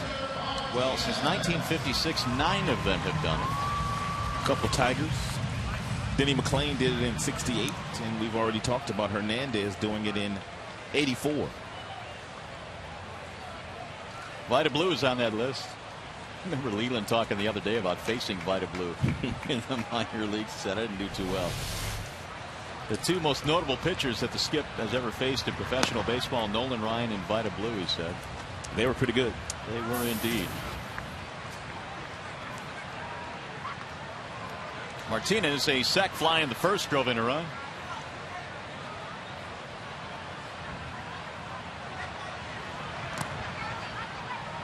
One ball, one strike. David Huff did not last long tonight. He was bounced out of this game in the 3rd after walking a pair of hitters.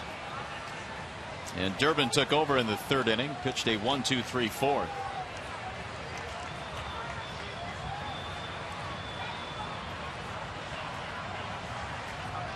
Here's the 1-1. It's low. 2-1 on Victor.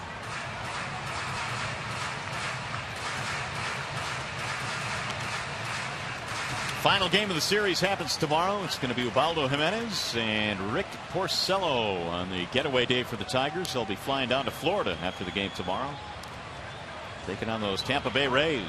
It'd be nice and steamy down there until you go into that Tropicana Dome. Ball high, 3-1.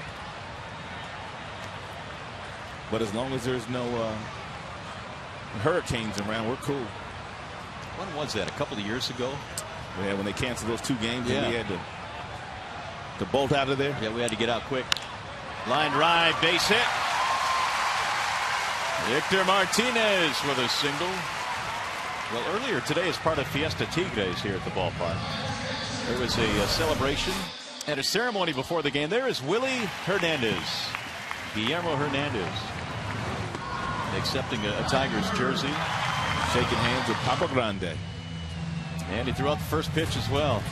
Boy, does that bring back memories. Willie Hernandez, MVP, Cy Young at 84. He was the final piece to that championship team in 1984. Tigers made a deal for Hernandez the final week of spring training with the Philadelphia Phillies. Avila looks at a ball low. And they gave up a player who they had been talking about for a number of years, was untradeable, untouchable, and that was Glenn Wilson. Yeah, I remember the hype surrounding Glenn Wilson was huge. He was an untouchable. High fly ball, left center field. This ball's tagged pretty good, and it is up there, and it's off the top of the wall. Martinez coming to third base. He's going to stop there. Avila continues to swing it here in the month of August. That's a 2-base hit.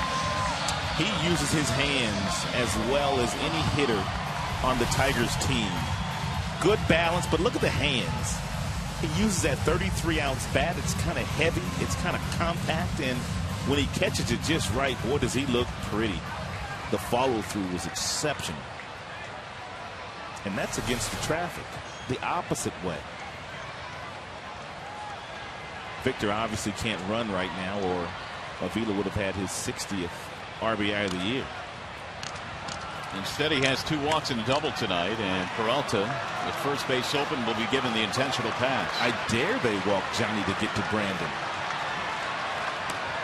And Brandon, we'll see if he can make him pay. A homer and a double in this game.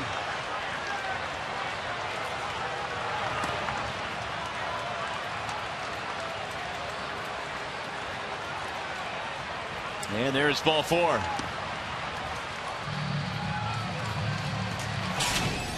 Brandon Inge in his first at bat back in the second inning played long ball on a change piece from the starter Huff. And then he, in the 4th inning against Durbin, a double.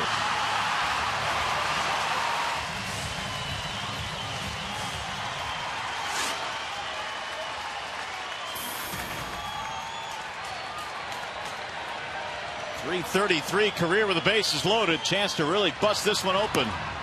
Ball 1. 2 of the 7 Tigers hits in this game belong to Brandon.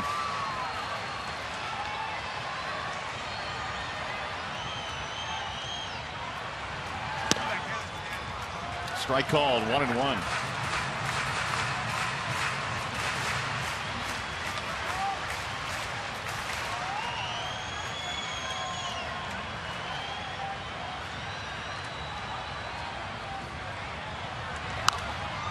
Popped up foul. It'll get back out of play. 1-2 on Inge.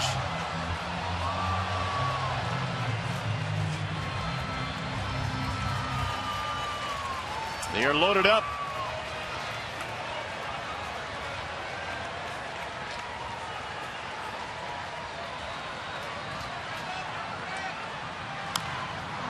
Fought that one off. 1-2 to count stays. Tigers are finally getting some runs for Doug Fister. They've gotten him 5 already in this game, but a chance to add a few more in this inning. Fister not used to pitching with really any kind of lead.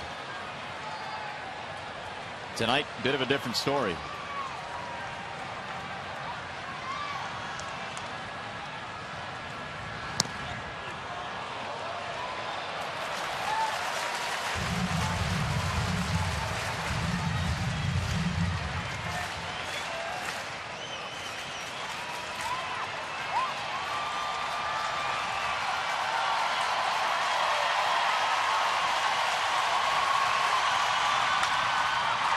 In the air, shallow left field. On the charge is Brantley. He'll get there and drop it. Here comes Martinez. The throw to third is wide, and the Tigers get a run in. Boy, that's a bad play all the way around.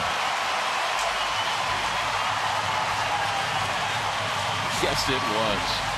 Apparently, Brantley must have taken his eye off the baseball at the last possible moment, and therefore doesn't field it cleanly, and then he has plenty of time to get the out at third base, and he doesn't get the out there because he makes a poor throw.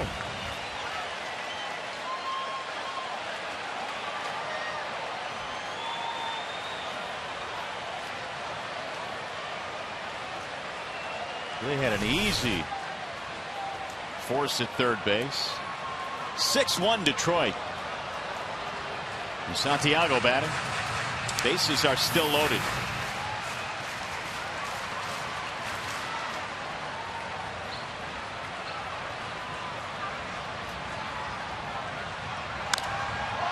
Santiago hits one in the air to left center field. And it's run down by Fukudome. This will get a run in. Another sacrifice fly tonight for Detroit. This time it's Santiago. 3rd sac fly tonight for the home team.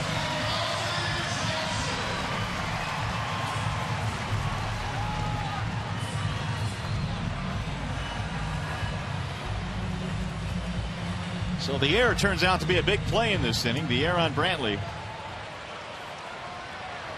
Tigers have 2 more here in the 5th, and they lead 7-1.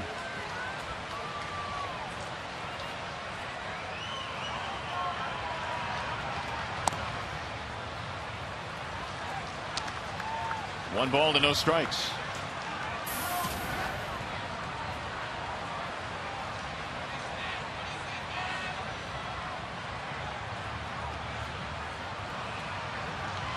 Swing and a miss.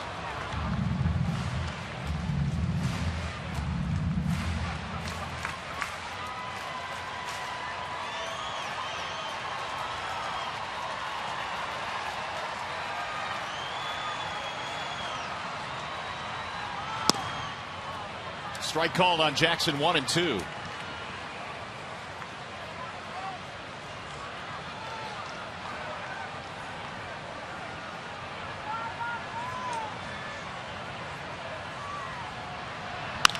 Ground ball left side, gobbled up by Chisenhall.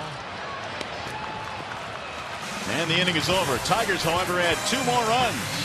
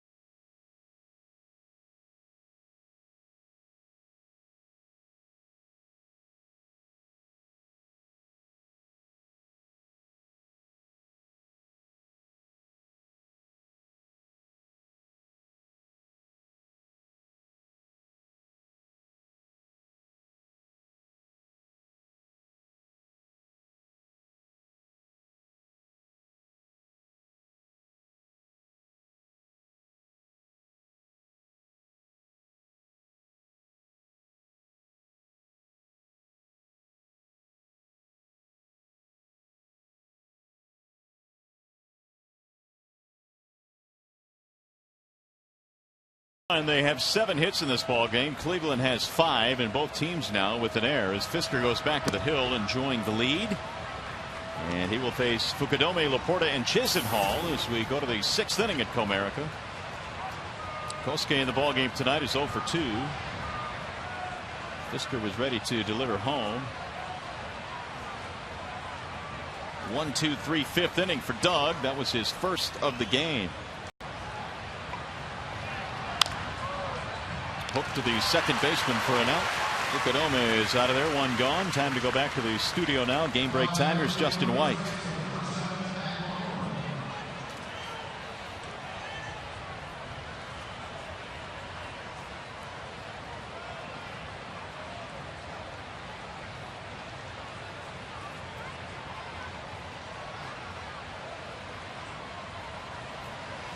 All right, Justin, thank you. We'll keep our eyes certainly on that one. Chicago still within striking distance at 5 back, but they just have not been able to get to 500 and then kind of race over that mark and kind of get into the race and really put pressure on the Tigers. Kinsler, a leadoff hitter, but has serious pop in his bat. Matt Laporta, the batter. Single and a strikeout in this game. He's got a little pop, too. 1 ball, 1 strike. Laporta, in his days at Florida, established a record for home runs. His sophomore year, he hit 26, which was led the nation in his sophomore season at Florida. And that's the type of power that they thought, the Indians did at least, they were going to get as one of the key figures in that CC Sabathia deal.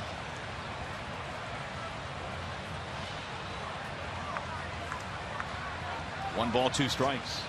As it turned out, CC Sabathia was just a rental player for the Milwaukee Brewers. He only spent the final 2.5 months in their uniform. But what a ride it was for Minnesota for Milwaukee that year. He was a dynamic rental. Oh. I don't remember how many times he pitched on 3 days rest, but his last 3 starts of the year. Yeah. Pretty impressive. Swing and a miss. Laporta way on front.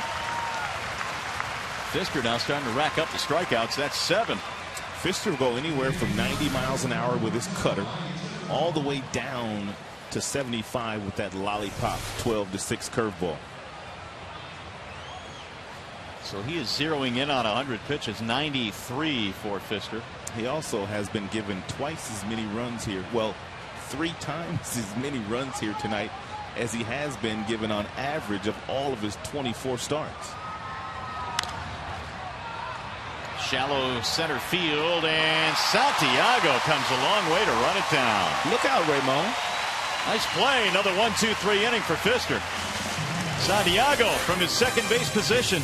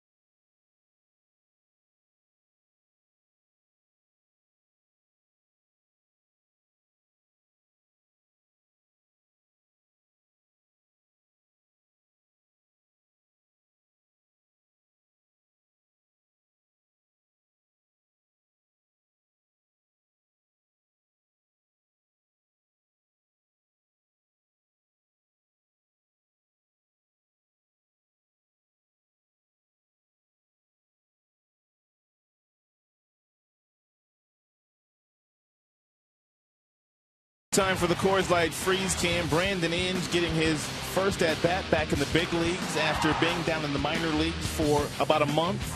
He got a change-up at the top of the strike zone, and he homered in his first at-bat and got a standing ovation.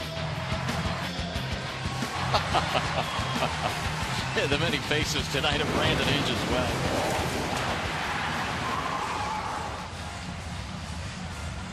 Nice return for Brandon Inge. I'm back. Frank Herman is the new pitcher now for the Cleveland Indians. Seems like every time we play against the Cleveland Indians, we see Herman. 29th time he's been in a ball game overall this year. Good record. Earned run average a shade over 4.5. Not a strikeout pitcher. Think he's related to Franklin Herman? No. No. Where is Herman? He's done, isn't he? I think he's done. I can't answer that with certainty, though. Big Franklin.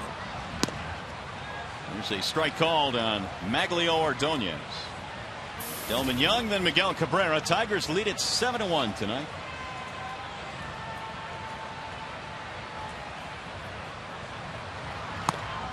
That moves Maglio out of the box. 1 ball, 1 strike.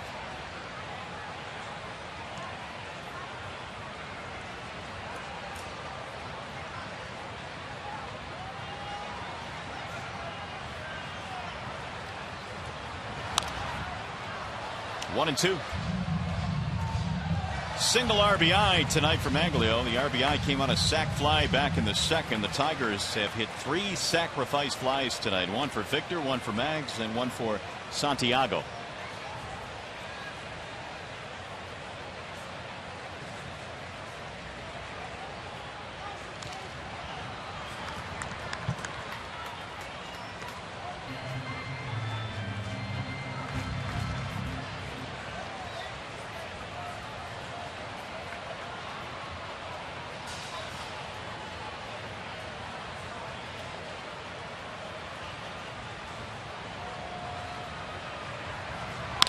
Bouncer back up the middle.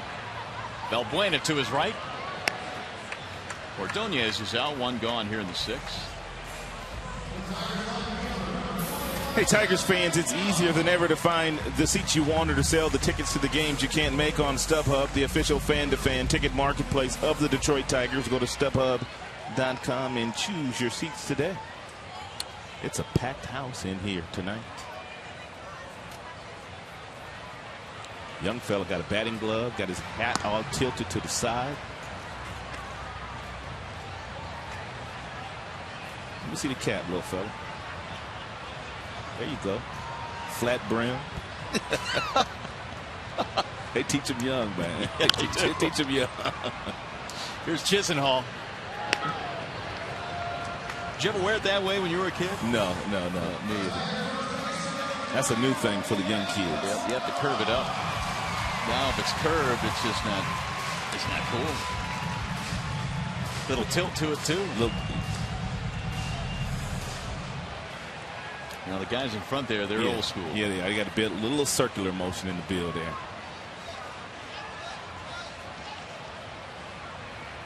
Here's Cabrera. High, towering fly ball to right center field. Fukudome going back. And he makes the catch right in front of the wall. So a quick 1-2-3 inning for Frank Herman. 6 in the books in this one. 7-1 Detroit.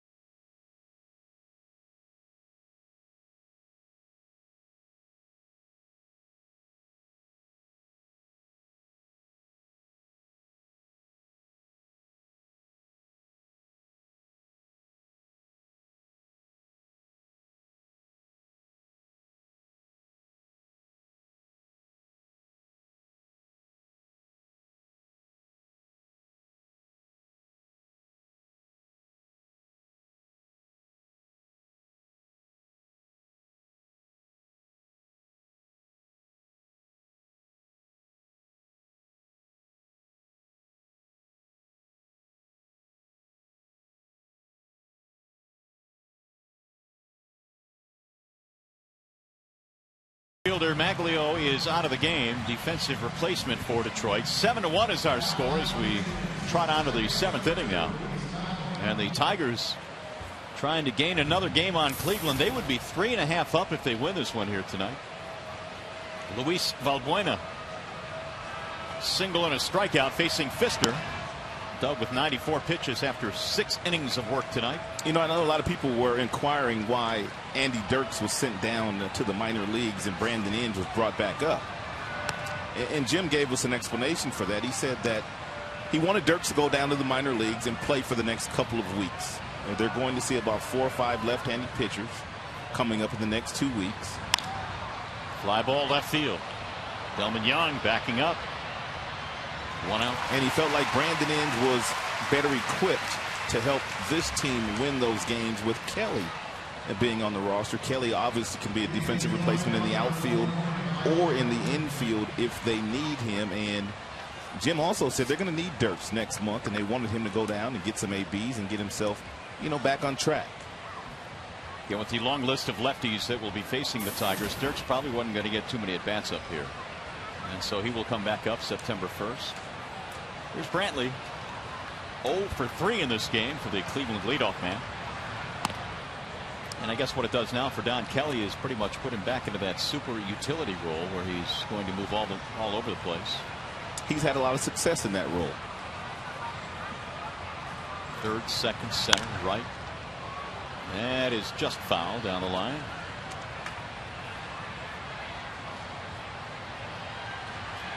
And this next pitch will be number 100 for Pfister, who tonight has struck out 7. We talked about at the top of the show how he had to rebound tonight after a subpar outing against the Orioles. I would say he's done that. He gave up 8 runs in that game against the Orioles, 6 of which were earned. The most runs Pfister had given up at any start this year. Back up the middle, Peralta scooping it to his left. I was talking about Peralta earlier in the contest, and I made mention of the fact that he's able to play up the middle now because Inge has pretty good range at third base. Therefore, he could play up the middle and he could take away what looks like singles and make it rather easily. Johnny looking good in Fox mode, isn't he? Looking sweet, smooth. Yeah, he is. Picking and grinning.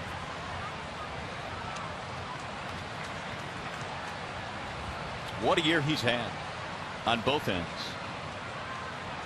Shin-Soo Choo, the batter. 1 ball, 1 strike. Choo is homered tonight. He is responsible for the only Cleveland run. Took that one out of Avila's glove and fouled it back. 1-2. The 7 strikeouts tonight for Pfister. Not quite his season high. His season high is 9. And he did that while with Seattle.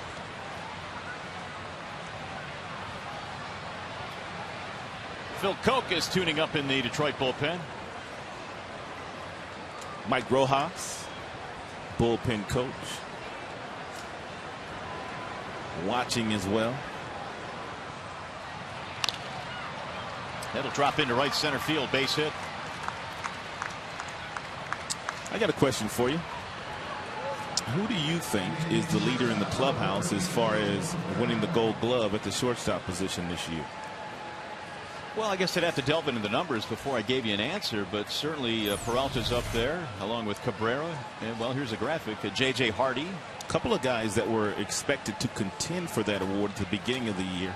Alexi Ramirez in Chicago, Elvis Andrus in Texas, but they have committed a lot of errors. And one of these 3 guys is going to win that award. High fly ball into shallow right field. Kelly is coming on. Let's pick up that conversation when we get to the bottom of the 7th. Stretch time. 7-1 Detroit.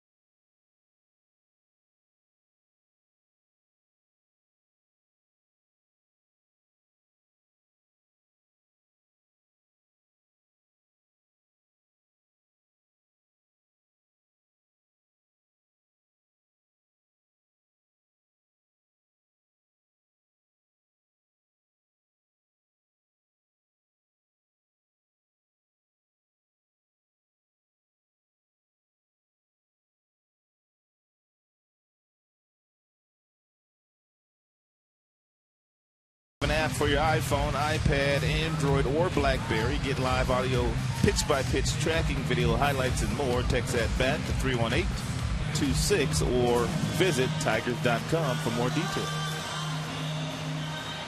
Well, Doug Fister, outstanding work tonight. 106 pitches in this game. He's given up just 1 run on the home run by Chu. That's it. And he has rolled up 7 strikeouts. It'll be Victor Martinez to lead it off in the bottom of the 7th. Martinez, Avila, Peralta.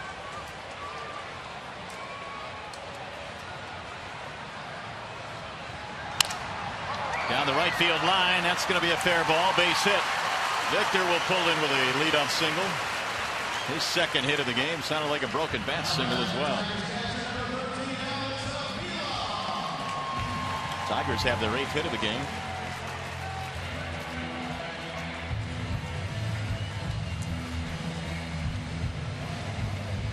Here's Alex Avila.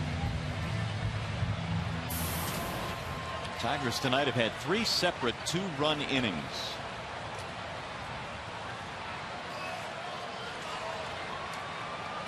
Avila, 2 walks and a double.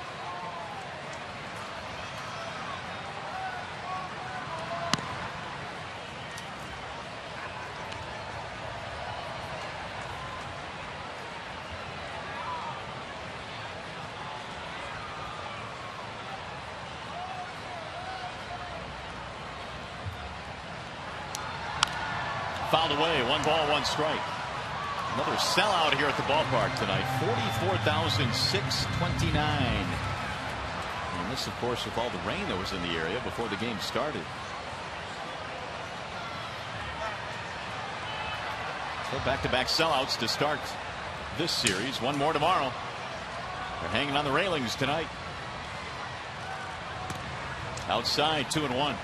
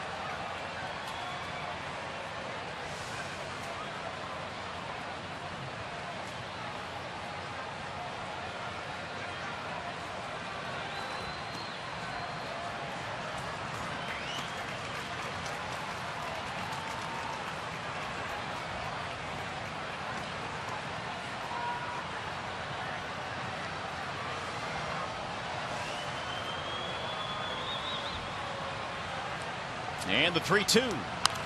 Fouled away. 3-2. The count stays on Avila.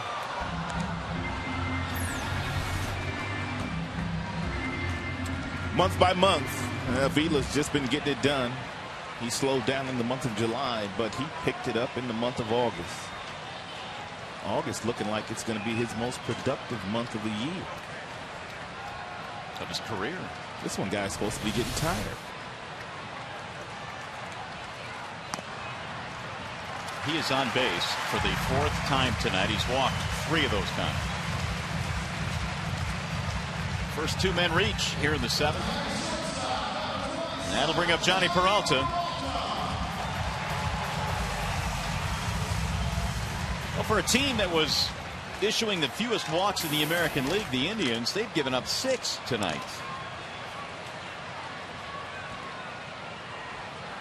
To this point, 2 of them have come around to score. Drill to center field, shallow, gonna drop, base hit. Everybody moves up, and they are loaded up.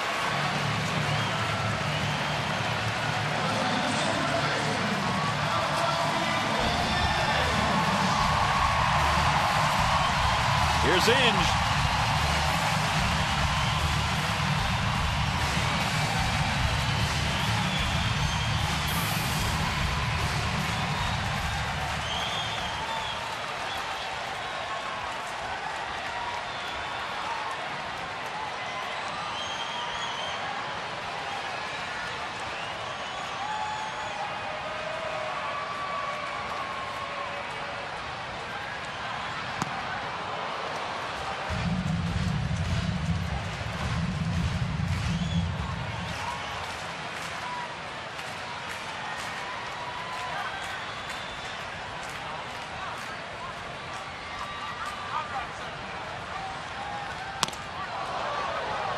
95 from Herman, up and in. 1 ball, 1 strike.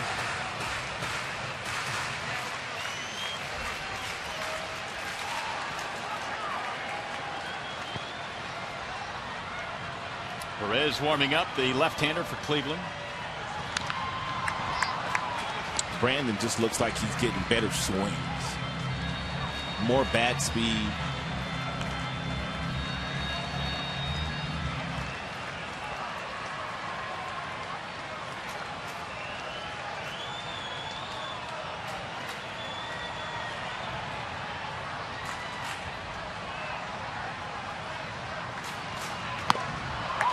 Down he goes. Herman strikes him out. Bases remain loaded.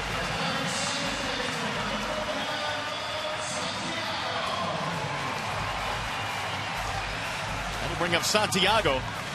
And a good night for Ramon tonight. Double, sac fly, RBI, and a nice running catch out in short right. Good night's work for the Tigers' second baseman.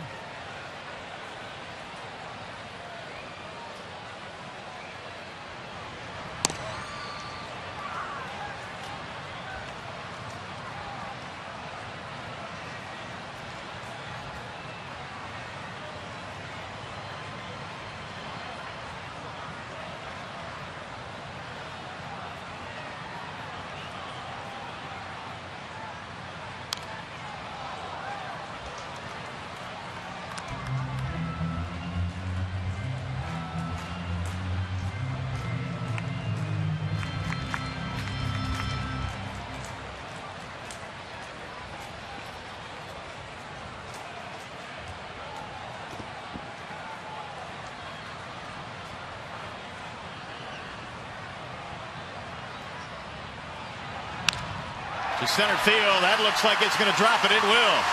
1 run will score. They will stop Avila at third base. It's a single and an RBI for Santiago, and Ramon now with 2 driven in tonight.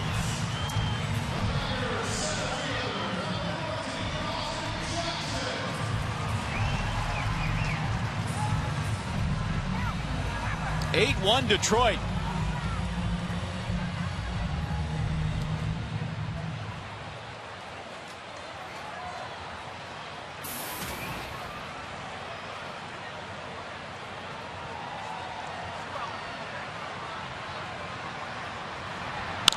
Jackson hits a ground ball, base hit left field.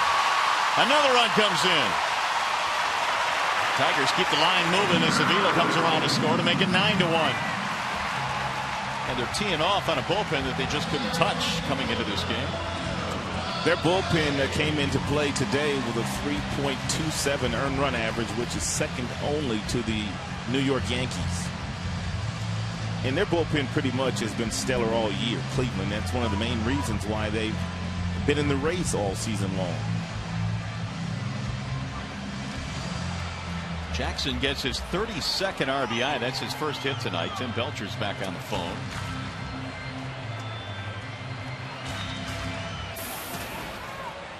Don Kelly gets his first at bat. He took over defensively for Ordonez earlier in the game.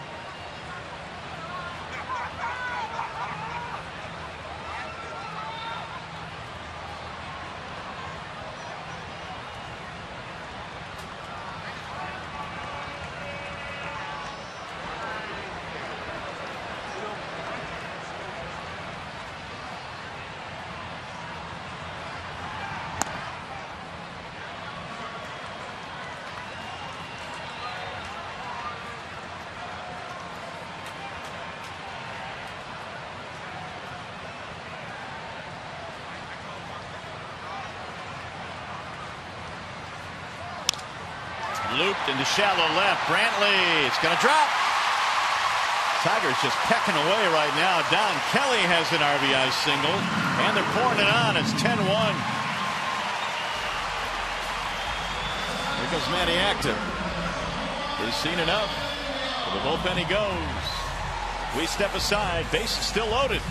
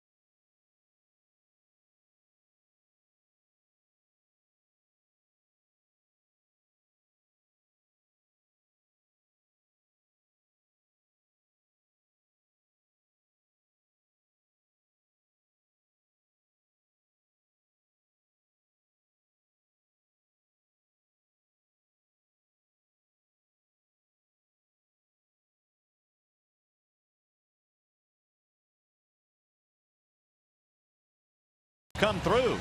Well, Maglio Ordonez, you have Brandon Inge, and then you have Santiago, all three inserted into the batting order here tonight. And Maglio got a base hit early. He sacked fly the next time he came up.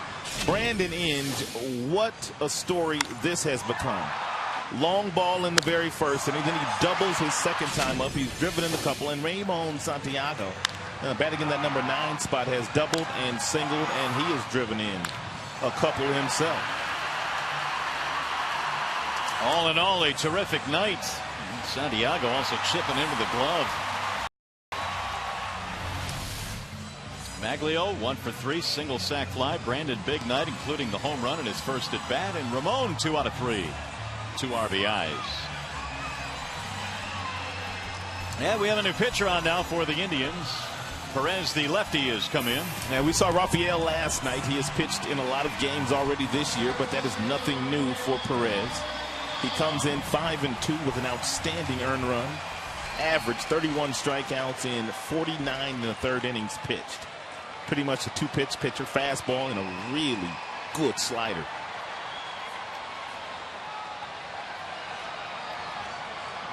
Here is Delman Young. Bases remain loaded. The Tigers have scored 3 more in this inning. In fact, Young is the only Tiger that has not reached base tonight.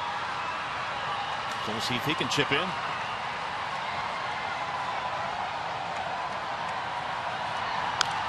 Fouled off, 0-1. Huff started, Durbin took over, then Herman, and now Perez. Tigers have 10 runs on 12 hits. They get to double digits in the hit column yet again.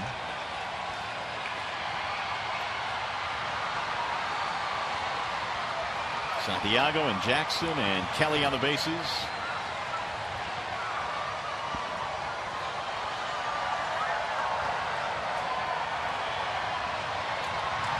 Ground ball, third base side. Chisenhall to second one. Relay, double play. 5-4-3. Tigers get 3 more, and you're watching Tigers Baseball tonight, presented by Bell Tire.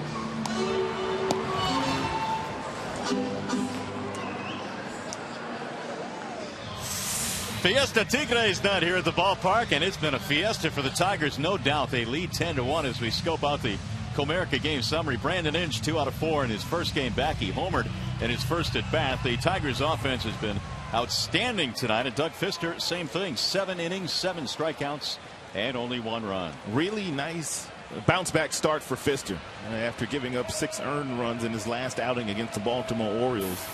You know he didn't feel good about that, so he couldn't wait to get back out there tonight, and he was tremendous.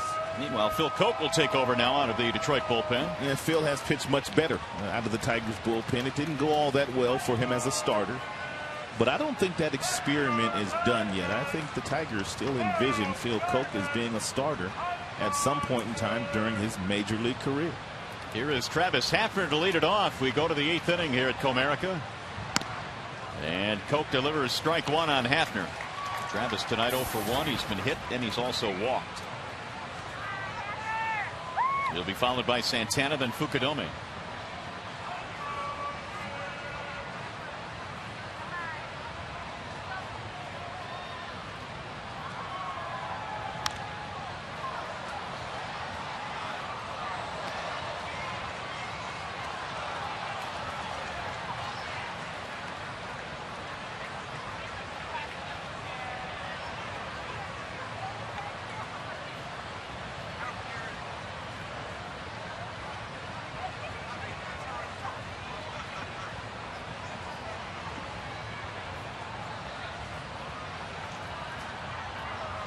Swing and a miss. That didn't take long. Koch has his first strikeout. That's what Phil's been doing a much better job of, and that's burying that breaking ball down and away from the left-handed batters in an area where he can't get hurt with that pitch.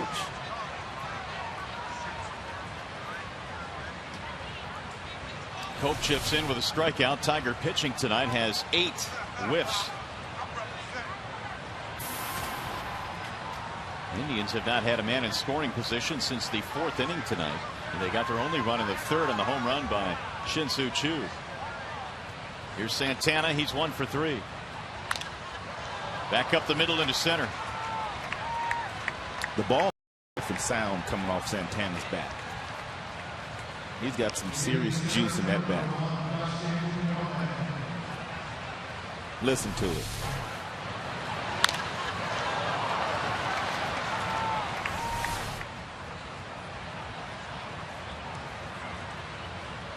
Indians have their 7th hit.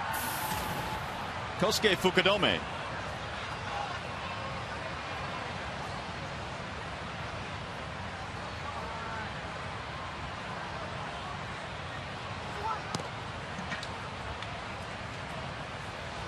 Tigers match up well, and from a pitching standpoint, with this Cleveland Indians team because they have so many left-handed batters. And the Tigers have 3 bullpen pieces they can use to maneuver their way through a ball game should they need all 3. With Slayers and Belo along with Phil Koch.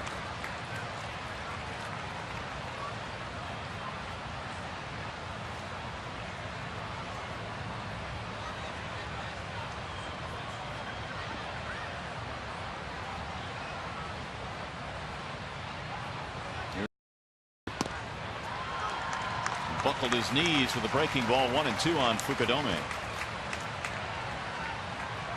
Kosuke tonight is 0 for 3. Tigers jumped out to a 4-0 lead, then 4-1, and it's been all Detroit since. Now 10-1.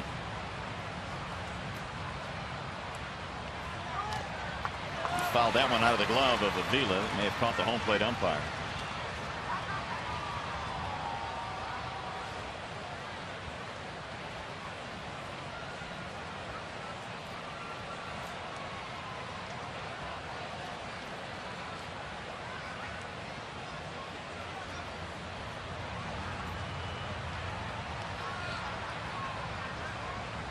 And the 1-2. High. 2 balls, 2 strikes on Fukudome. 2 teams close it out tomorrow. Day baseball here. Jimenez, Porcello, and then on to Tampa, where Verlander will pitch in game 1 against the Rays. Ground ball hit slowly back towards second. Santiago flips for 1. Relay. Not in time. Fukudome beat it out.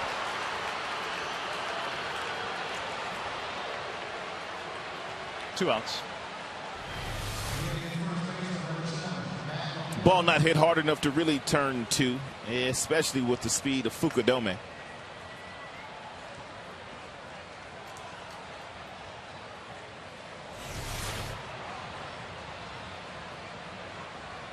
Inning still alive for Cleveland, and that'll bring up Matt Laporta. 1 for 3 tonight for Laporta. He has struck out twice. All 3 of those at bats against the starter, Doug Fister, who threw his best game in a Tigers uniform tonight. Chopper back up the middle. Here comes Peralta. And it'll be an easy touch for the out. Inning over. No runs. 1 hit. Bottom of the 8th coming up.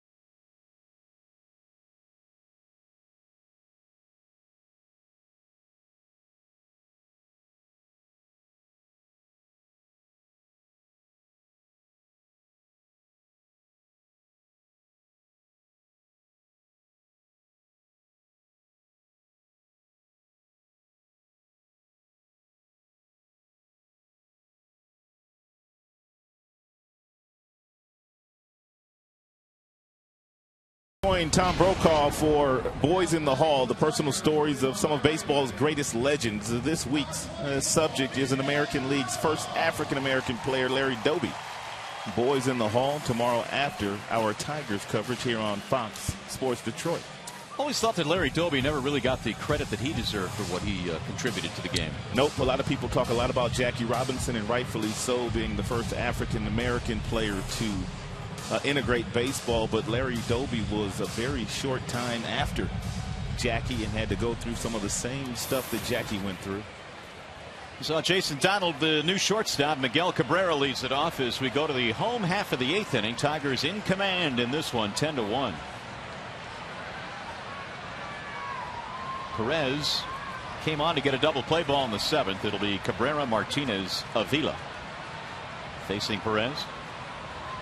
Tigers have 12 hits in this ball game tonight. First pitch rolled to third base. Chisenhall. And Cabrera's out. 1 pitch, 1 away.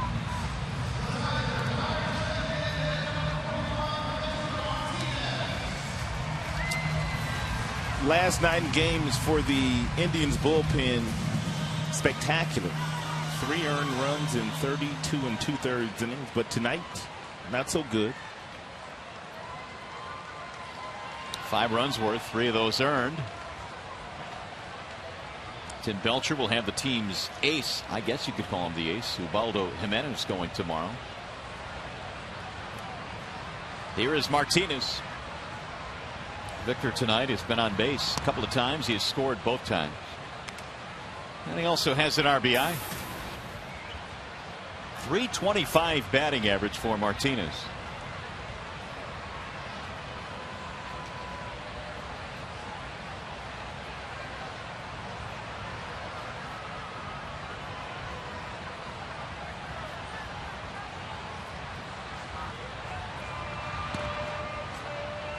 Adrian Gonzalez of Boston came into play tonight, leading the American League at .346. Well, Michael Young's giving him a run for his money now. For Texas, he's up to .341. And who would have thought that Curtis Granderson would be leading the league in ribbies? 96. He started out the season batting 8th in the New York Yankees batting order. One ball, one strike. Now he's batting third. I assume you would put him up there too, wouldn't you? Yes, indeed. 1-2.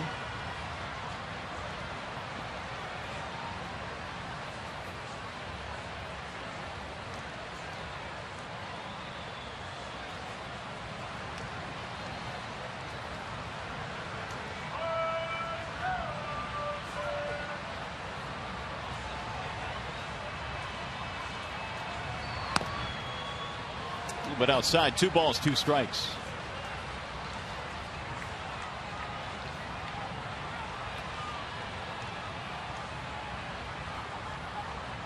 Avila waiting on deck.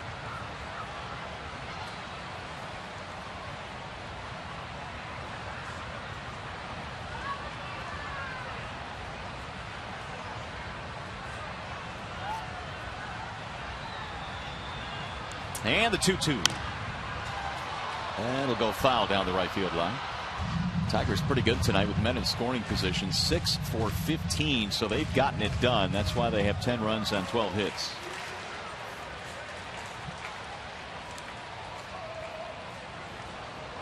Daniel Schlereth, the newly groomed Daniel Schlereth, no longer has the beard going.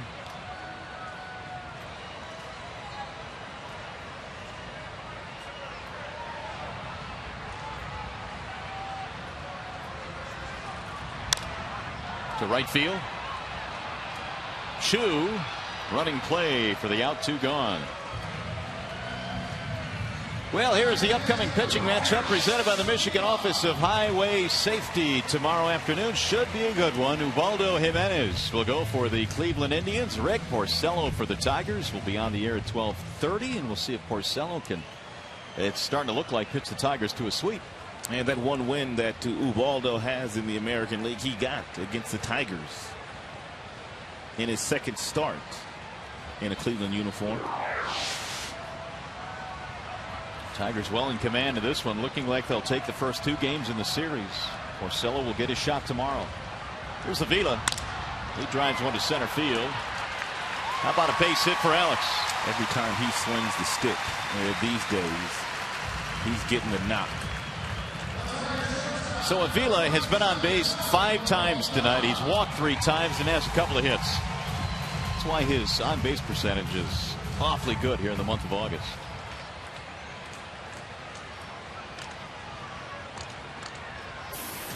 In fact, he came in at .532 with an on-base percentage in August. Here's Peralta. 13 Tigers hits.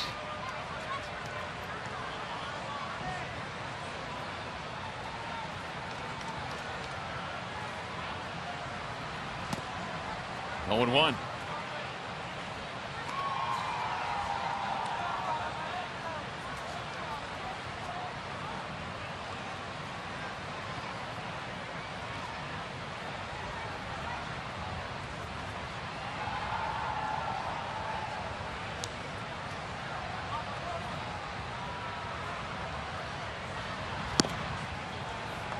One ball, one strike on Johnny.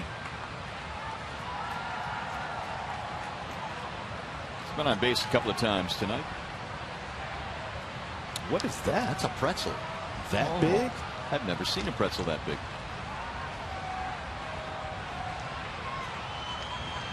You need a couple of cups of mustard for that thing. And then some. I've never seen a pretzel that big. I haven't either, and it looks good.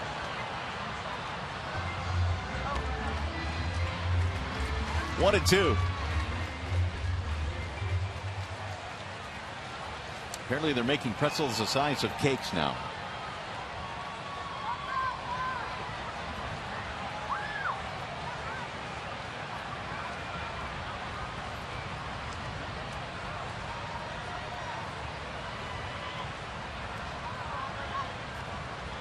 Here's the 1-2 pitch. Ground ball to third. Chisenhall backhands this one. And Johnny is out. Inning is over. No runs, 1 hit, 1 left. We go to the 9th.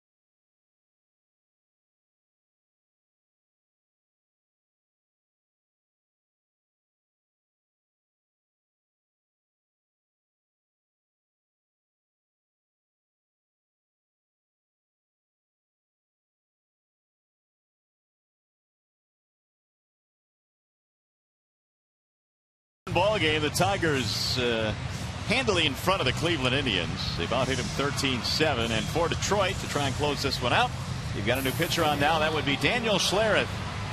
A good time for Daniel to get in and get some work. We told you the fact that a lot of left-handers in the batting order for the Cleveland Indians, and he might see one or two in the inning of work that he's going to get here tonight. 34 strikeouts in 35 2/3 innings this year for Daniel. And so Schlereth here in the 9th inning will face Chisenhall, then Valbuena, and then Brantley.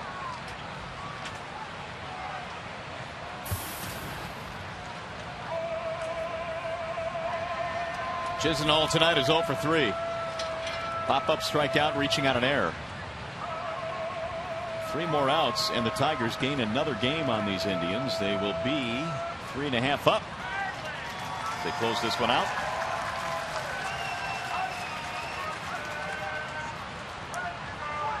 And ball 1 from Schlereth, up and in on Chisenhall.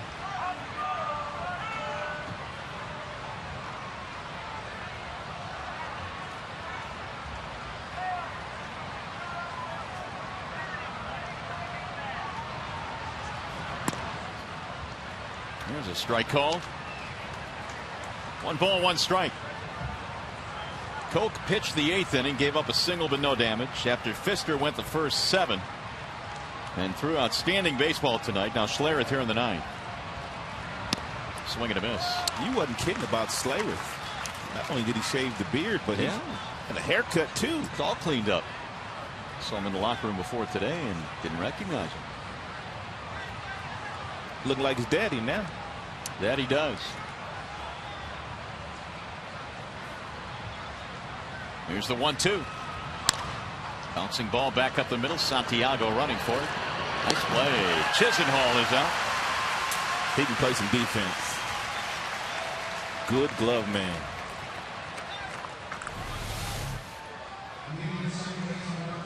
Gets right down there with it. Flips it over to Cabrera. Throws a strike.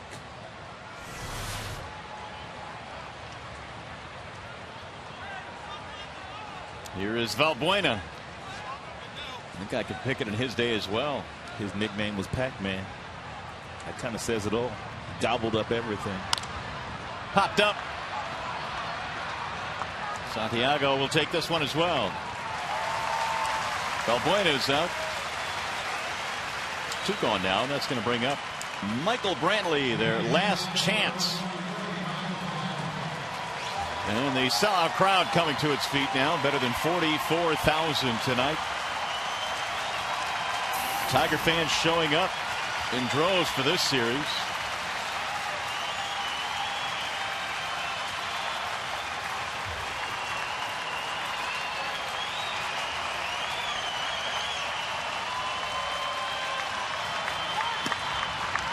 Strike 1. Brantley tonight is 0 for 4.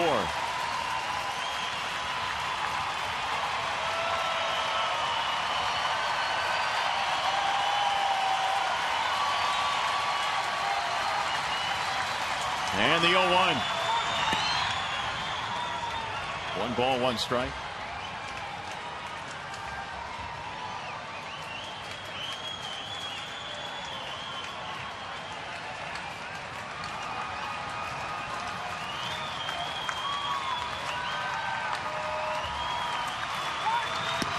The hook in for a strike.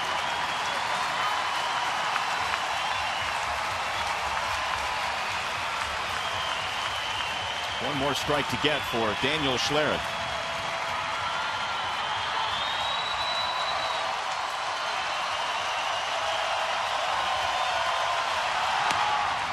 Two and 2.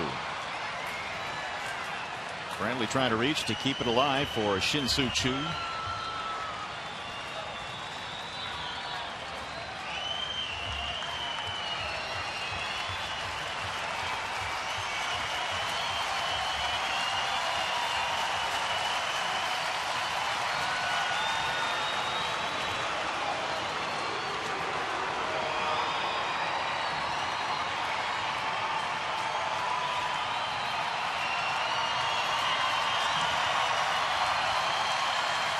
Tigers lead 2-2. Popped him up. Right center field. Jackson says, I'll take it. Dan. The Tigers have a 3.5-game lead. Impressive offensive explosion here tonight and an outstanding pitching performance by Doug Fister. A complete game for the Tigers for the most part tonight. They've done everything right. Brandon Inge returned with a home run and a double. And a high five. 10-1 in favor of Detroit. Back with a whole lot more from Comerica in a moment.